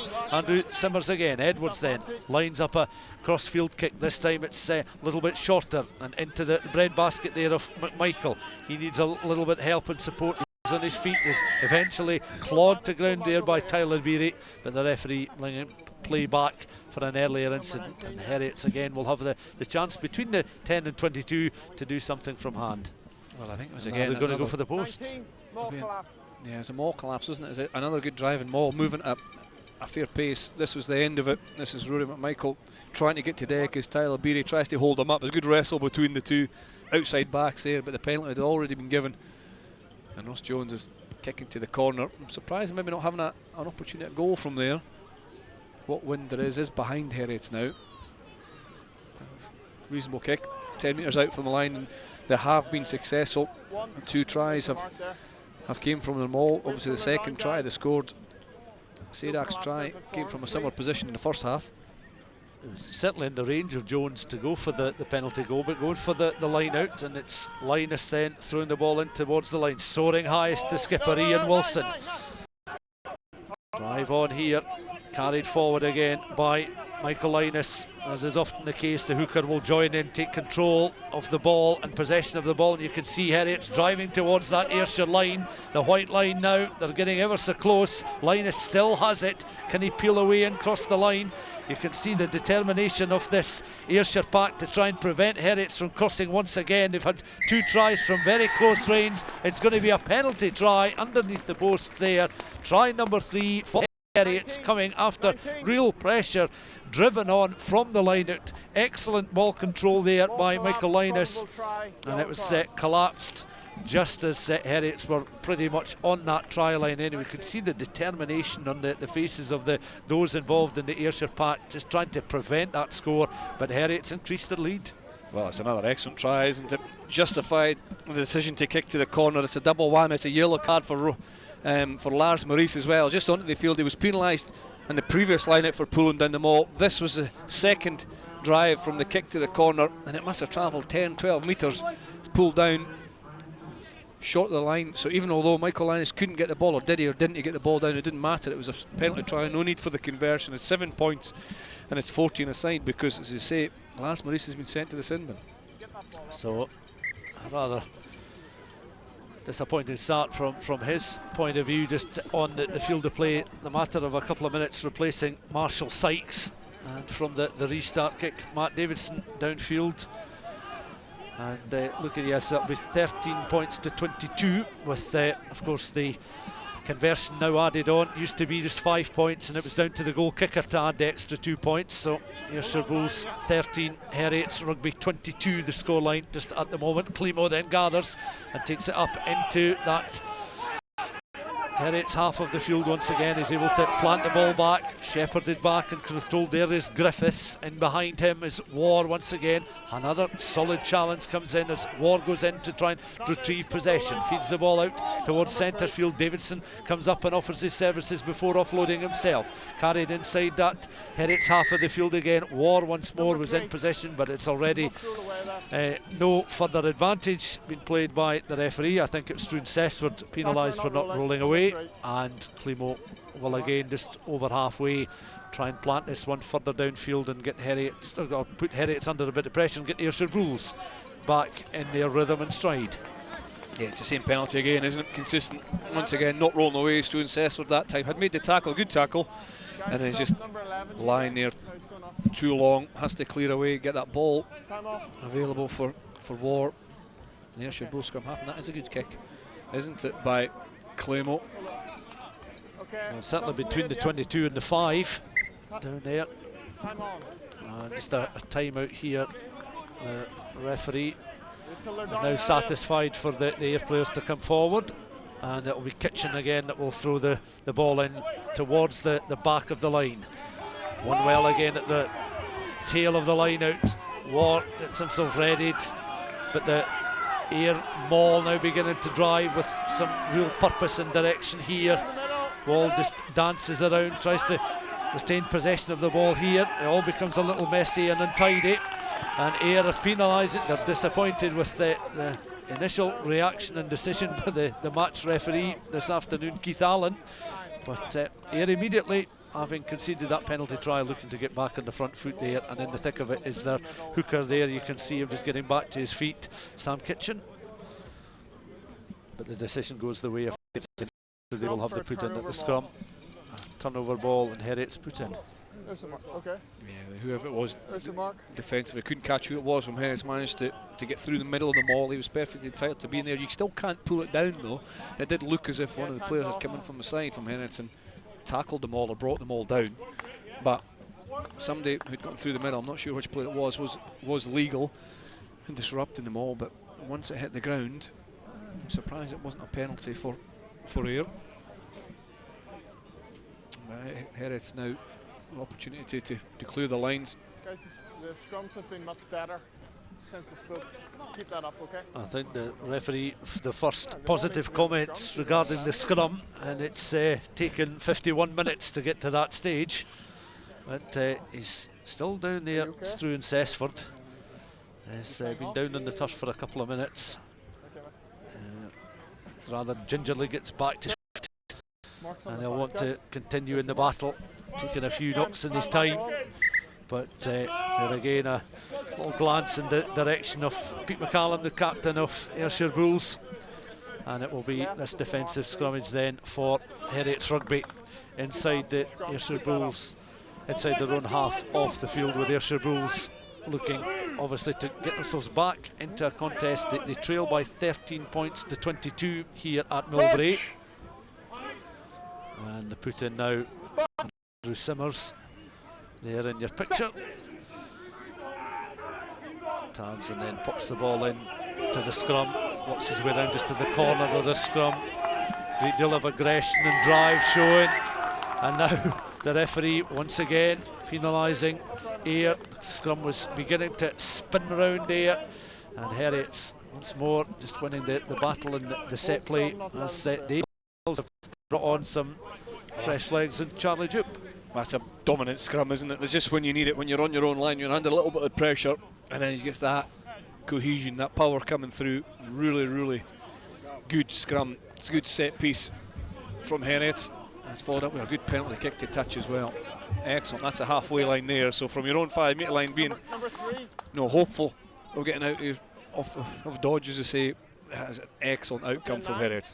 Yeah, 2 changes then in the second row. Charlie Jupp has come on for Heriot. Of course, we mentioned Lars Maurice on for Marshall Sykes, and Maurice in the sin bin. So the respective coaches beginning now to change things around a little bit. I think Ayr have made 2 further replacements as well. It looks as if Harry War and Nicholas Griffiths have been replaced. So of course Ayr had the likes of David Armstrong to bring on.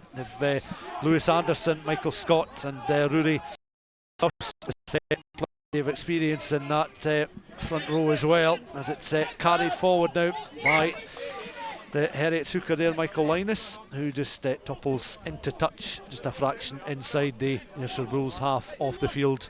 And of course Heriot's have landed that penalty try in the second period. They're only scoring so far in the 13 minutes we played in the second half, and Heriot's have the advantage, 22 points to 13, Chris. Yeah, it was a good tackle there, David Armstrong, just on the scrum half. He's a tough competitor. Did really well there to shut down the space that Michael Linus had, drive him into touch, and he'll be looking for an impact off the bench. Peter Murchie and the Ayrshire Bulls coaching staff, some of these experienced players coming on. Again, Kitchen's throw in, finds his man. Kitchen has it at the moment. In behind him is the aforementioned David Armstrong, looking to immediately get involved in the action, but Kitchen still at the back of this drive up towards the 10 metre line. This is beginning to lift the home support. Further reinforcements coming in.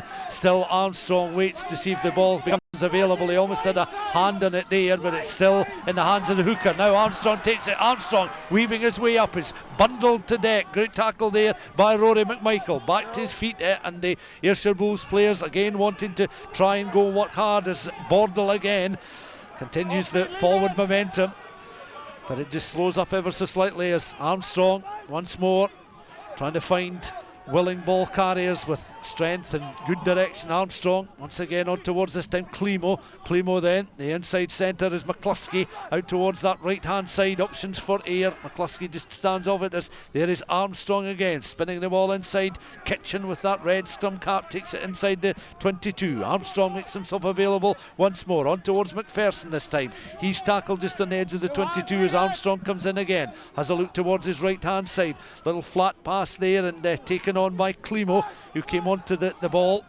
just making it available once more and taken forward this time. Gordy Reid still trying to work hard, fitting himself into this new look Ayrshire Bulls side. Tyler Beery also involved in the action as Armstrong still has possession of the ball just at the moment.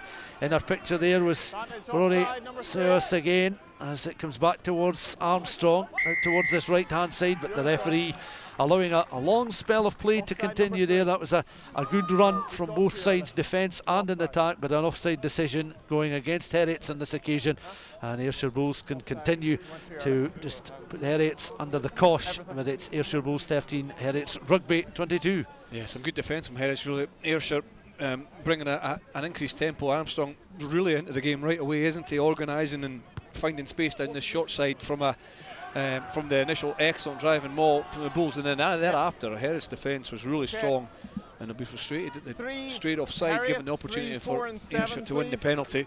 More changes for the Heriots back. 3, 4 and 7 going off. 3-4, well that's Cessford, Sadak and Jack McLean off the field of play. And you can see there Jack Mann, one of the up and coming players in this Heriots squad, looking to make his contribution in the remaining minutes of this game. We've reached 57 minutes gone and it's still 22 points to 13 for the visiting side. No, you're clearly in front of the ball carrier, preventing any contest. Number 7. Gilden Hughes, of course, already shown a yellow card in the first half. The first of 2 players to be sin-binned, Adam Sinclair of Heriots the other. And Ross Jones, a chance for him now, right-footed, plays the ball down towards that stand side. He's not quite made halfway, but a decent exit for Heriots after a fairly sustained spell of Bulls pressure. And that's frustrating really. Ayrshire Bulls were so clinical in the first half early on, and their detail and their set piece. That's just frustrating from the coaches and the players' point of view of not getting your time right. Geldenhuis being ahead of the ball, not allowing a fair contest for possession in that maul, obstruction. That shouldn't happen from a set piece line out. Way back towards the base of the line there, and it's picked up. Heriots again, just overcooking that set piece as the outside centre and try scorer Tyler Beery now deceptively quick up towards the 22 there. Big burly New Zealander taken on by Armstrong, on towards the skipper McCallum running into Heriots traffic, but Armstrong again recycles on towards Climo, taken into centre field and planted down with Armstrong in behind again, having a look towards this right hand side. Climo again just delays the pass ever so slightly on towards Davidson trying to cut a deeper line, but is tackled and floored again as once more Armstrong comes in. A little pod of 3 begins to form there as Ayrshire Bulls looking desperately to try and get something just before the hour mark to set up what would be a real grandstand final 20 minutes, knocking the ball forward just before they could encroach on that Heriots 10 metre line, and it remains Ayrshire Bulls 13, Heriots Rugby 22. And Lars Maurice is back on the field of play, so he came on, little special guest star appearance, was yellow carded a few minutes later, but back after 10 minutes in the bin. Yeah, that's more good defence from Heriots, isn't it? You know, that Ayr are moving the ball left to right. They're back to 450 men, which will help them, but the Heriots defence has been outstanding actually. Your number 7's got straight Rob Key's getting a bit of treatment there. I feel that in particular his defence is really strong, hard, low tackler. Beery just managed to get on the outside that time and cause a little bit of damage, but then again the Heriots defence gets organised really quickly. Skipper Ian Wilson, who's been an influential player again this afternoon, I must say, as well. Cameron Hutchison in the midfield, along with that man who's going off for a bit of treatment. Robert Kay's defence and attack have been prominent as well. So it's a very good balanced setup that Phil Smith and Heriot Rugby guys do have, but with a little bit more accuracy, Is this the sub Ayrshire on for you Bulls guys? team, Yes? I think could be Okay, thank well, you. certainly not out of it. They could Time on. very easily get back into it, but Scrum. they're just missing that clinical bit of accuracy, be it around the set piece, be it around their attack.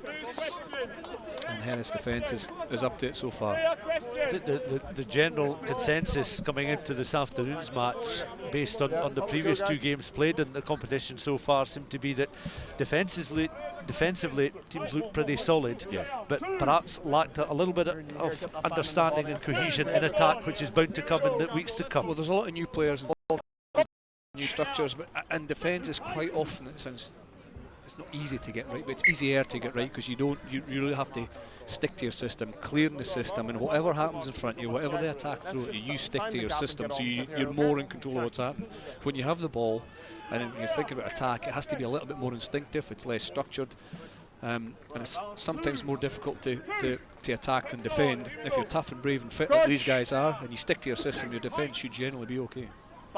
The two games before this one this afternoon at Millbrae were certainly pretty evenly balanced in the end, although teams did have the upper hand and maybe relinquished leads at times, as Heriot's now look to exit from just short of their own 10-metre line. That's a very deliberately sort of lower trajectory, planted kick down towards the edge of and just inside that Ayrshire Bulls 22. Good kick, good decision, good execution. There's space there, and Ross Jones finds it. He doesn't put the ball too high, so it's there and making it more difficult for Matt Davidson to get over and cover. But it's simple play in essence. But when you're ahead, when you've got the wind behind, well, little wind you have is behind you. It's an excellent outcome and an excellent piece of play. On the hour mark, then Kitchen with the throw-in. Again, one towards the back of the line, and Ayrshire Bulls look to try and get some direction going here. Little stab throw-in. Again, Armstrong evades the initial challenge, which brings him down beyond that 22. Ayrshire Bulls try the pick and go through George Bordle, and he was in the right position there, just couldn't gather the ball in cleanly, Chris. Otherwise he had some blindside, little blindside, 3-4 metres to work with, but that would have been interesting to see what would have happened if he'd been able to gather and go. Yeah, it did the hard bit right, and in many ways identifying the space, seeing where it was, having the awareness to know that there was space up that short side, but just knocked the ball on, probably as an enthusiasm because he the relative wide open space of 5-metre channel, but that was actually a good piece of defence from Andrew Simmers just prior to that. David Armstrong broke with Guzman up that left hand side, and that man there, Andrew Simmers, he almost shaped to move out to Guzman and then stepped into last minute and almost shut the attack down for Armstrong. Good play by the number 9. Watching on now is Andrew Simmers. Again, just slots into position, feeds the ball into the scrum. Scrum remains stationary. Simmers just behind. Instructions coming the way of Jason Hill as well. Edwards on towards the fullback. Ross Jones tries to find a willing runner there. McMichael is that man. In behind Simmers again, out towards Edwards. Edwards again just tries to delay the pass as Heriot's working it down this left hand side up to within 5 metres. Again they pick and go very quickly. Quick phases here from the visiting side, peppering the line. Wilson just on the deck, protecting possession of the ball as Chris Keane charges onto that loose ball. Once again, the scrum half back in field. That looks as if it could be, is that perhaps Leishman that's gathering the ball in there? Just almost difficult to make out this mass of players involved in the action at the moment. As Heriot's again right on that Ayrshire line. You can see the staggered line there, how close they are, and Ayrshire Bulls protecting their try line, having conceded 3 tries in the contest so far. The third of those 3 tries a penalty score, such was the pressure on their defence, and that of course led to yellow card. Maurice was shown the yellow after conceding the penalty try. Ayrshire Bulls 13, Heriot Rugby 22, and we've 18 minutes left. That was Ayrshire's turn to defend bravely and defend the line. Some really good attack from Heriot Rugby there. Certainly Ian Wilson came close. Cameron Hutchison had 1 or 2 really explosive bursts onto it. Rory McMichael as well from the set piece play, but the Ayrshire Bulls defence held out. It's close to the line because Heriot were going forward. They get the put into the scrum, and the danger isn't over yet for the home side. Pressure continues. Heriots will know perhaps at this stage in the game, if they were to land a further blow, that could well secure them the victory on this opening weekend. Super 6 Rugby streamed online. Of course, next weekend we're back here at Millbrae, we're in Stirling, we're also at Golden Acre. Golden Acre is our live online stream match next weekend, 2 p.m. start for Heriots against Watsonians.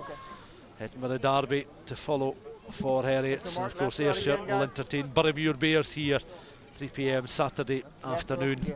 Boroughmuir losing at home by 27 points to 24 to Stirling County, and Watsonians winners by a single point away to Southern Knights 14-13. Spectators, plenty of smiles on their faces. I'm sure they're enjoying this contest. Thoroughly entertaining match between these two sides, working very hard indeed. Heriots though perhaps looking at this stage in the game just to get them into an assailable lead, but well worked there from an Ayrshire point of view. Heriots conceding the scrum, and Ayr the beneficiaries as they can clear now from the 22 and just ease the pressure a little bit. Jack Blaine, right-footed effort, lands just between that 10 and 22 over on the far side. Yeah, I think it's Dan Gamble who was penalised. Just dropped to his knees before the pressure came on from Heriot, and Ayr needed that. Ross Thompson clearing away. He must have come on for Fraser Climo in the number 10 position, but Ayr needed that because they were under a lot of pressure. Yeah, Heriots will be rather rueful that was lost as Lars Maurice wins the ball in the line out there, and his opposite number scrapping as well. Charlie Duke, 19 for Heriots, just at the back there. Armstrong willing to try to get himself involved in the action as the maul just works its way sideways but continues to go forward just on the angle, taken on by the skipper Pete McCallum. He's tackled and he's able to plant the ball back towards Armstrong. Armstrong then has options on the left hand side. It's been played an extra passage before the referee brings it back, an offside decision, and again Heriots are just having to back off up and over the Ayrshire Bulls 22, and this is becoming a very, very important phase in the game now, Chris, because Heriots still have this 9-point advantage, but Ayrshire Bulls, the time, there's still plenty of time for them if they were to construct another converted try. That would set up that grandstand finish many supporters are hoping for. Well, as I said before, you can see in their play they just have to be more accurate. There's one or two opportunities from set piece or from open play where they haven't been that accurate in their execution. If they are, they're a threat, and they've certainly done well there from defending the scrum in their own line, winning 2 penalties and getting up to the 10-metre line and still with ball in hand. From the back of that line out again, Tackle, release it. just trying to work it through initially the hands there of Sayes, and then Armstrong again in behind. Armstrong once more just in the picture, taken on there by Tyler Beery. Good line there from Beery up towards the edge of the 22. Armstrong again needs one or two options, finds 2-3 men available. Jack Mann with a good solid tackle there from Heriot's point of view, and Heriot's wins some turnover. Heriot's now trying to escape the attentions of these Ayrshire Bull players on the edge of the 22, and it's going to be a scrum put in just on the edge of the Heriot's 22. There a glimpse of Jack Blaine, one of the replacement Heriot's players, on in the second half, and again he'll want to show he's very much part of this Heriot squad and be playing for a starting position every week. Yeah, and I think the desperation to get the ball into his hands there is a big right hand initially with the offload that he should really keep a hold of, because they've just turned the ball over after a much sharper Ayrshire Bulls attack again, and turned the ball over, and then forcing that offload allows the pressure to come back on from the Bulls. Bind. Armstrong again, just waits patiently before there he goes, feeding the ball into the scrum. It works its way towards Blair McPherson, on towards Armstrong. Armstrong then in towards Ross Thompson. Thompson of course on as the replacement fly half. It comes back towards Robbie Nair, and he had to backtrack and backpedal a little bit, and he's still just short of that 22. Armstrong again on towards Maurice. Maurice carries just on the edge of the 22 before he's slowed up. He's off the deck just now. McCallum goes in just to try and lend a hand himself as Armstrong scrapping for the ball, pointing a stray boot towards the head there, and again Ayr have been penalised. See the referee's decision on the edge of the 22. Heriots with another opportunity to get out of jail and play the ball downfield, still leading by 22 points to 13. Yeah, we keep saying that it's so finely balanced and it's so finely tuned. It was if the set piece attack from Ayrshire Bulls was a little bit more accurate, they would have caused a lot more troubles. Gosman had to reach above his head to get the pass, and then he managed to take it really well and then throw it out, but the ball hit the deck, and Robbie Nairn was driven back thereafter. If that ball's out in front of Robbie Nairn and the passing is better, I think Ayrshire Bulls probably come very close to scoring there. Then as a result, they're always chasing their tail. I think it was Maurice gets isolated and the turnover goes Heriot. More good defence by Heriot, but more inaccuracy in attack from Ayrshire Bulls. And are these perhaps creases you expect to have to iron out at this stage in the season, with it just being the first 80-minute game? Season, yeah, that's the important thing. Yeah, it happens at every level.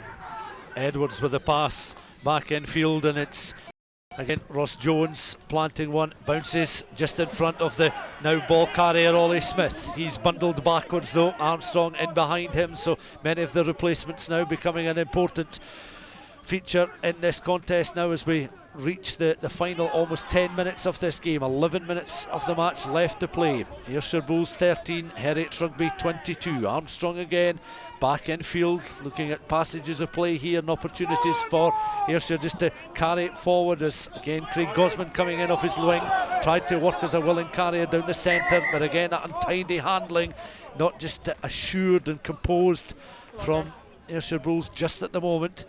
And back to his feet there in the picture is Rory McMichael, really putting himself about defensively and trying to interfere with that rhythm and fluency that Ayr were looking to build up on that occasion. I think they're well matched. There's a glimpse of the Ayrshire Bulls mascot. He'll be one of the warmest characters, I would imagine, around the ground in that particular outfit. And he's using the bell.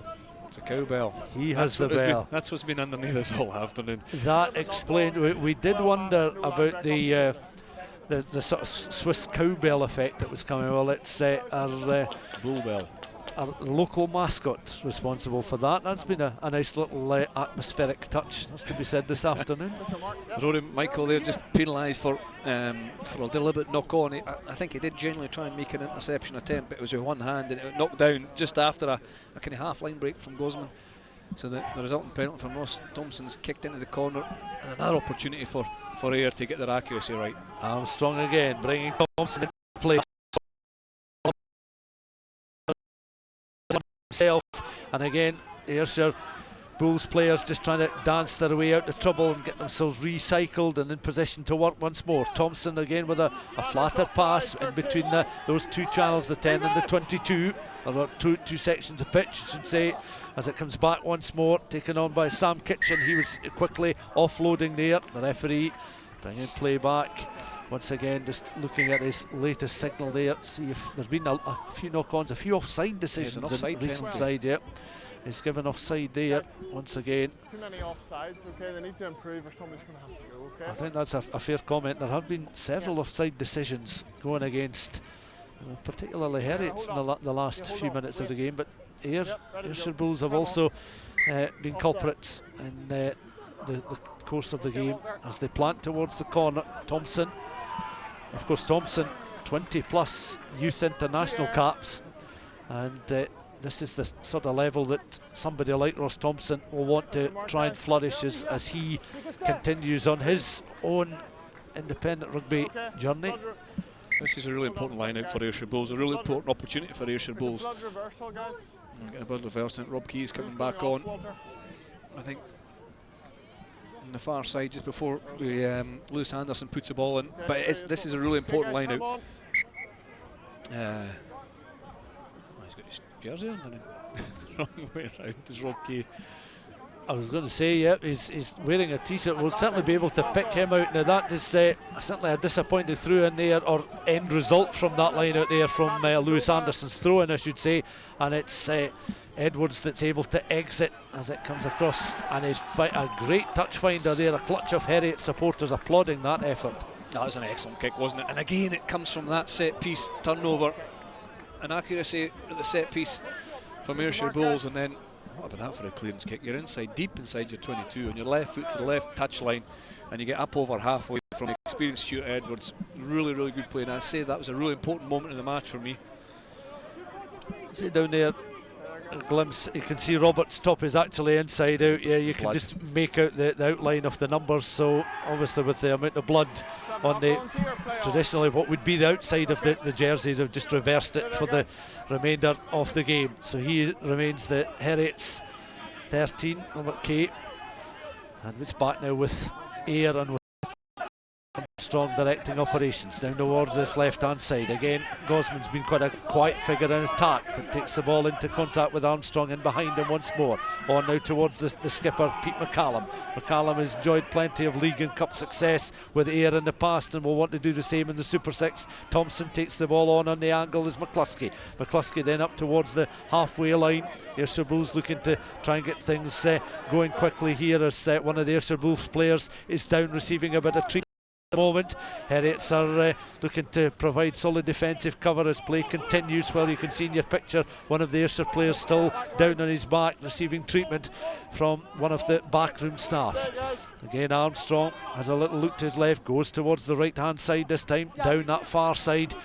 Clock ticks down. We've got 6.5 minutes of this match or so left to play as Armstrong again goes in, makes himself available. I think that was Blair McPherson that picked the ball up and carried it up and just over the halfway line before another loud shrill whistle from their match referee. And again, Heriots back to their feet, congratulating one another, and another solid defensive effort there. But another look at the collision which has led to the Ayrshire player down on the turf. It's Pete McCallum, isn't he? Just lands awkwardly in that shoulder in the tackle. Challenge up and then hope he's okay. Seemed to land in that shoulder just as he got driven in. Pete McCallum's an important player, has a lot of experience as well. It's just an awkward land, wasn't it? As he kind of went to drive forward, he's hit from the side and then tackled pretty hard by Jupp.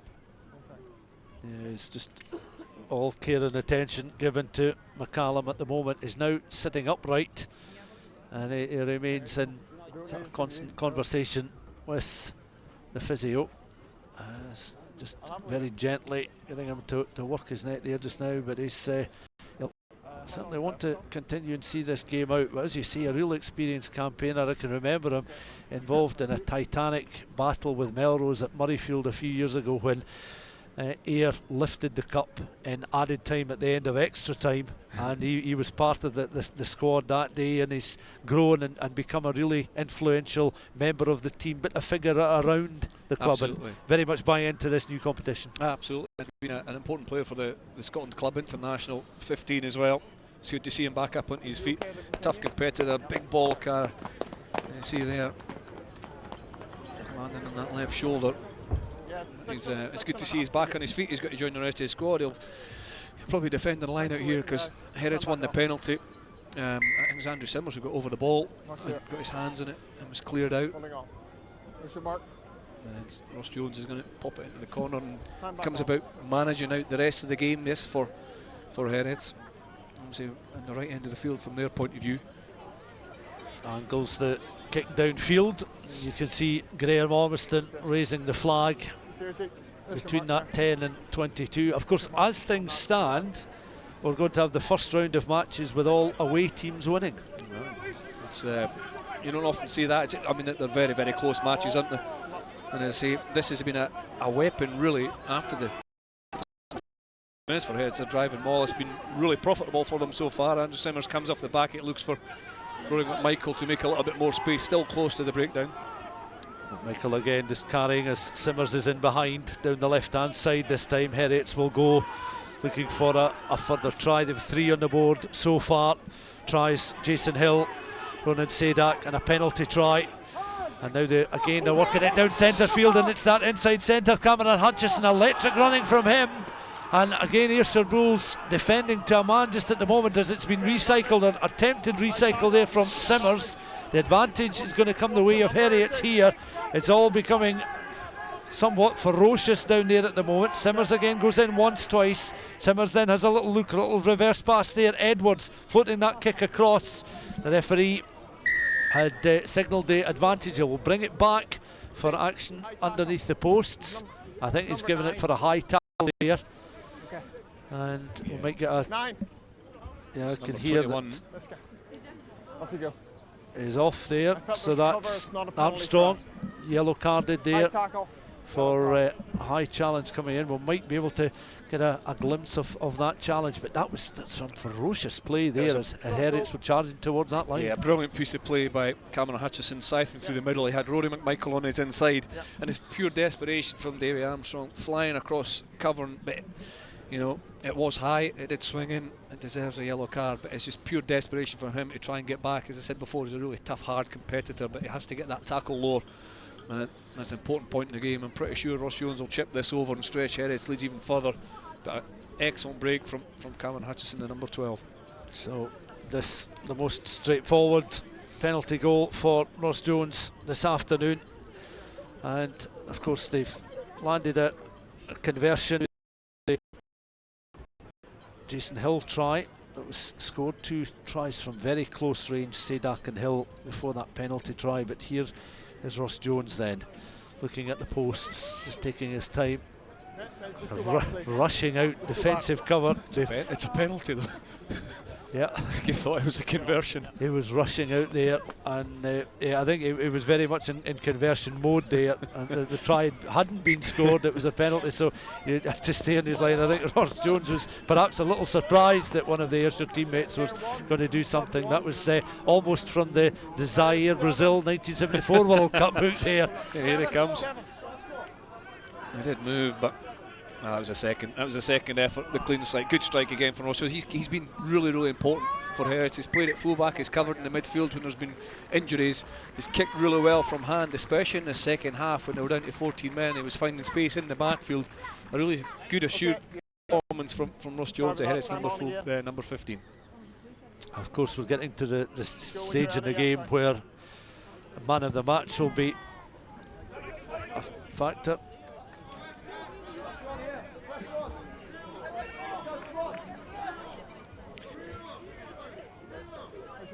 That's gone out for a line out here. Heriots then will be throwing the ball in. Michael Linus then, just at the moment, ball tucked under his right arm. Will look to throw it into the line there, receiving the quick instruction there from Chris Keane. And Keane gets himself back in position as once again Linus then throws towards the front of the line. Leishman winning the ball initially, and now looking to try and get a little bit of a drive on here. Yeah, the one or two figures on the field of play that have been involved very much in the thick of the action, and to them as well. We'll get Chris's thoughts on the potential man of the match as that's taken in the air there by Gosman. Managed to read it as it came floating down there. Little interception there. Lewis Anderson couldn't do anything with the ball, but the penalty has been awarded because Heriots came rushing in there, and Cameron Hutchison has been shown the yellow card there.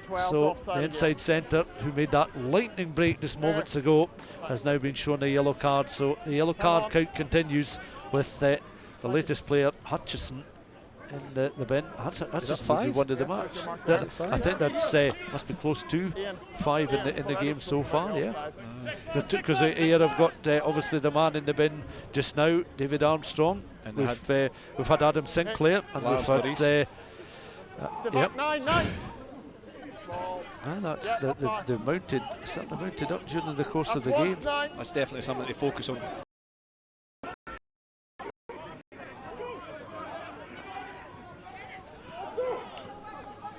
Carried forward up towards the edge of the 22.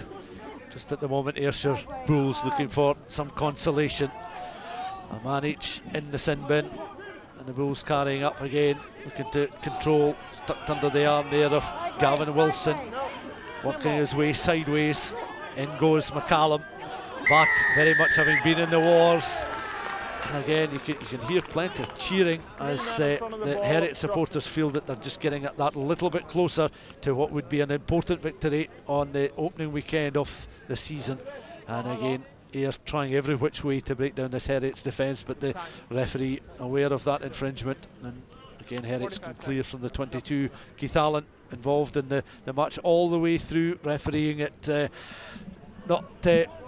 certainly not shy to show yellow cards during the action. There might have even been cause for a red at one stage. Yeah, that high tackle on Harry Ward, wasn't it? could easily have been red, but that's another frustrating mistake for Ayrshire Bulls. There are 30 seconds. A crossing penalty against them when they're in control of their driving ball. Stay back, please. 9. Line up ball one again. This time by Rory Leishman. And again the clock showing we're into the 80th minute now. As the drive on here, you can hear the klaxon just in the background. That will be the conclusion of the game as the ball is belted into touch there by Andrew Simmers, and Heriots then recording a victory here by 25 points to 13. A very important win for them. And Chris, your thoughts on player of the match? Have been one or two that have caught your eye during the course of the game? There has been. I think Ian Wilson played really well in the back row for Heriot. Ross Jones has said full back as well. Works really hard up front, but my FOSROC player of the match is Cameron Hutchison, the Heriot's 12. A really good defensive effort, clinical in his line breaks, outstanding in defence, and although he spent the last 2 minutes in the sin bin, the FOSROC player of the match is Cameron Hutchison for me, and an excellent display of rugby again from the away side, wasn't it, Heriot's? Much more clinical, much more controlled, much more better execution from Heriot's, and they come out on top.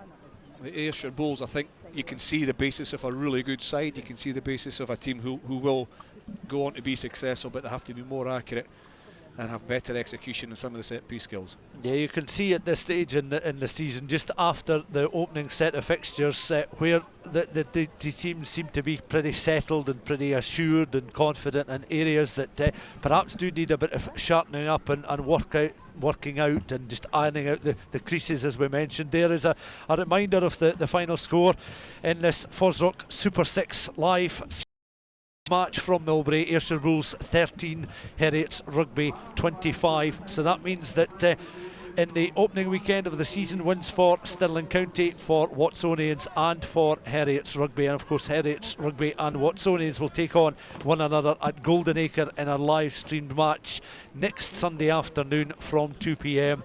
So these guys, these players, these teams will be very, very satisfied, I'm sure, with their efforts in the opening weekend.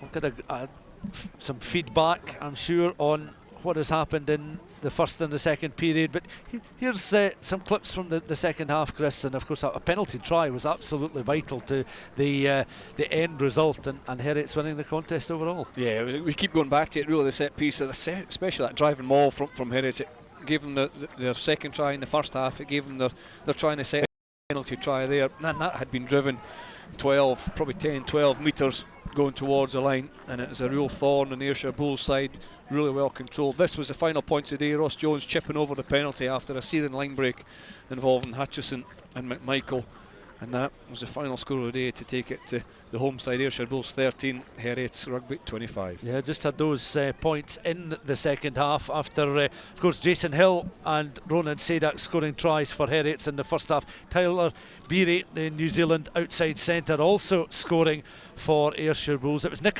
and tuck in that first 40 minutes. The penalty try did seem to swing the game the way of the visiting side, Heriot's, and that penalty goal that we saw there, converted by Ross Jones, really the icing on the cake for the Edinburgh side, who will head back east with points on the board and a win under their belt. And I'd imagine it'll be a relatively pleasant journey for those players back towards Golden Acre. Some reflections, I'm sure, from both sets of players. They're down, you'll be able to see just in the pictures there, they're both in a sort of post-match huddles, smiles on the faces of the Heriot's players. It does make a difference, Chris, I suppose, when you've come here. You know these players so well. You've been toe-to-toe with Ayr many times before in big league and cup matches, but this in new look competition, you win on their ground, makes the return journey home that bit sweeter. It does, and you know, chatting to Peter Murchie, the Ayrshire Bulls coach, before the match, he said, and it was quite widely known, I think, that Heriots had the most continuity throughout the team, that their Premiership team, into this new Super 6 format, whereas Ayrshire Bulls had a few more kind of newer players integrating into the squad, and that was probably key and crucial as you go about the experience and the continuity that the Heritage Rugby side had this afternoon. But it does make a big difference to go back at home with that win under your belt, especially in the first weekend. We said right at the top of the show that getting off to a good start is vital. It carries a lot of weight, it gets you on the right footing, and all three away teams this weekend have came away with victories. There's the League Championship then after one set of fixtures. Heriot's still in County Watsonians Rugby, all the away teams. Of course, Southern Knights and Boroughmuir Bears picking up losing bonus points for finishing within 7s, and Ayrshire Bulls just at the foot off the table. So that will certainly make disappointing reading on the opening weekend for the home side here at Millbrae. But it gives us an idea of potentially a feeling of what is in store, Chris. If there's more of this sort of action in the coming weeks, the crowds, sizable as they are here today, are bound to continue to flock to watch this. They will do. We've got playing under pressure, playing under stress. I think the defences have been pretty good, as we touched on during the game. Of all three games so far, we'll look to add more accuracy and execution and attack.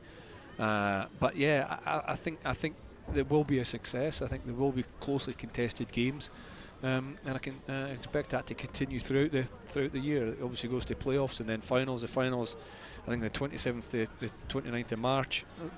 So between now and then, we'll hopefully see a lot of good rugby.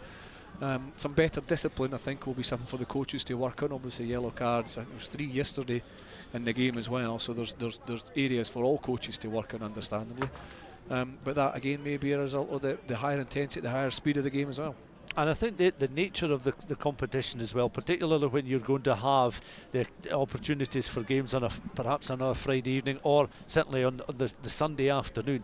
Spectators that are perhaps have an affiliation with a club are regularly going to play at home or away on a Saturday, they can still come along and get themselves involved in this new look competition and back their closest team to where they live. Absolutely, and the Super6 teams have an obligation to represent all those clubs as well, and provide a pathway for the players from all those clubs to go into this part-time professional setup.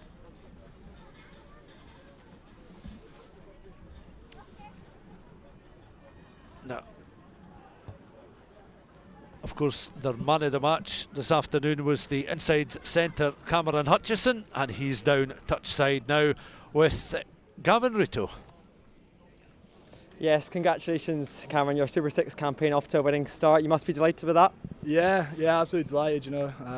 Especially off the end of last season where we were pipped by Ayr in the cup and the league. We spoke about that and the heartbreak that we experienced last time, and we knew it was a hard task coming to Millbrae, but absolutely buzzing to get the win.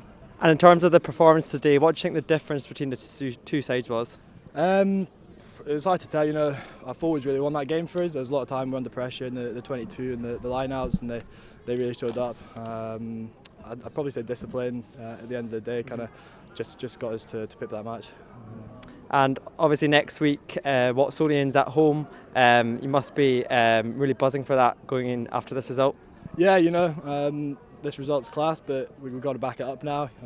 It's coming to Ayr and getting a win means a lot to us, but first home game next week, so we want to try and start on as positive a note as possible there. Well, congratulations, Cameron. You're our FOSROC Super 6 man of the match, and we've got Don Mackay to present you with your award. Congratulations. Cheers. There we are, that's Gavin Rito in conversation with Cameron Hutchison, receiving his medal from Scottish Rugby's Dominic Mackay there. He's their first Sunday afternoon live streamed man of the match. And Chris, you can tell these guys have waited until almost mid-November to get involved in a new look competition. They've watched the start of the now new look Premiership in the Scottish domestic game. They've watched the entire World Cup. They've been itching to go, and I think that is coming through in a lot of what the players are saying. Yeah, it is, and they've played warm-up games. They've played 1 or 2 hit-outs against each other in different kind of formats, 20 minutes or 30-minute games, and nothing really comes close to that competitive element, and that's exactly what they're looking for. The great thing is, they're going to have to do it again in 6 days' time or 7 days' time. So it's once you're into the the run of games, it becomes easier to analyse. You've got a reference point to work from. The coaches have got reference points to work from, and you're integrating new players into the squad and getting an understanding of new structures and new strategies. So it is really important, but it will come around pretty quickly again next weekend. More big games. I have to follow the recovery protocols and make sure they're able to train on Monday or Tuesday when their next session is. And they've got the added, I suppose, interest and another carrot towards the end of the season is this link up with the Welsh clubs and this cross-border competition. So when the Super 6 finishes, there's still an appetite there, I'm sure, for these players to go and pit their wits against the best in Wales. Absolutely, and that'll be fiercely competitive. The top 6 in Wales will be physical. There's a lot of international players in Wales who stay in the game and play for these clubs in the way, and it'll be excellent for the players from Scotland to play, a cross-border competition, because there is a lot of familiarity within the players in the FOSROC Super 6. Of course there is.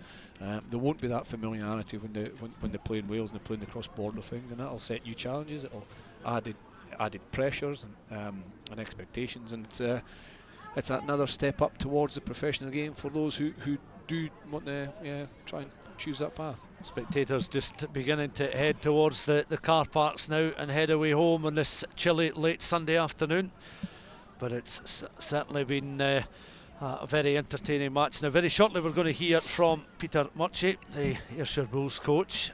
Gavin is just down pitch side. We'll hand to him in just a moment. Rather envious because I got a glimpse of a house over there with a chimney. There must be a roaring fire inside. It would be nice to be sitting in there, but all credit to the supporters coming out at this time of year and that, and supporting this new look Super 6, and they must be going home satisfied.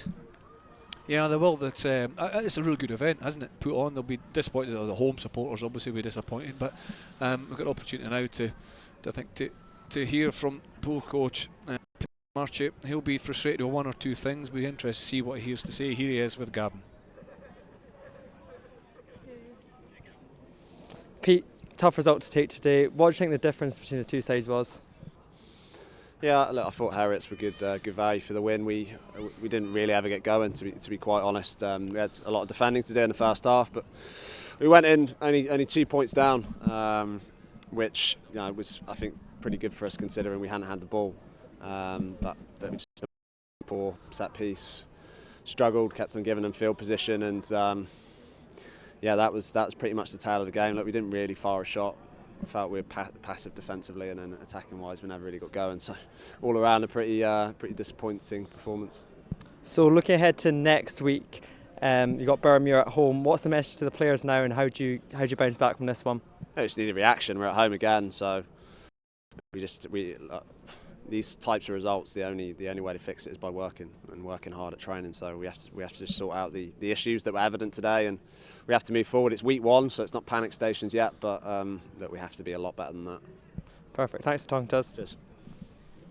There's Gavin down pitch side with Peter Murchie and Chris. I mean, it's going to be an interesting game next weekend. Let's have a look at what we've got next weekend. We've got Ayrshire Bulls against Burmuir on Saturday, two sides that have lost in the opening weekend. Stirling County against Southern Knights, and there on the screen just now, Heriot Rugby against Watsonians, our live match from Golden Acre next Sunday afternoon with a 2 o'clock kickoff. Now, I mean, Chris, immediately you look at those fixtures and you think, well, more of the same, and we're going to have a really good competition. Well, there's something to play for everything. There's an opportunity for Peter Murchie and his Ayrshire Bulls to bounce back. You've got that Edinburgh Derby alive next Sunday as well, and Melrose have to go. Southern Knights have to go up the win in opening weekend. So it's very well balanced. 3 close games, and a lot to look forward to in the coming weeks. Thanks very much to Chris Patterson for his time here this afternoon at Millbrae. A win then for Heriots by 25 points to 13, and they're off and running at the top of the FOSROC Super 6 table. From all of us, thank you very much for watching, and tune in next weekend when we'll be at Golden Acre for Heriots against Watsonians.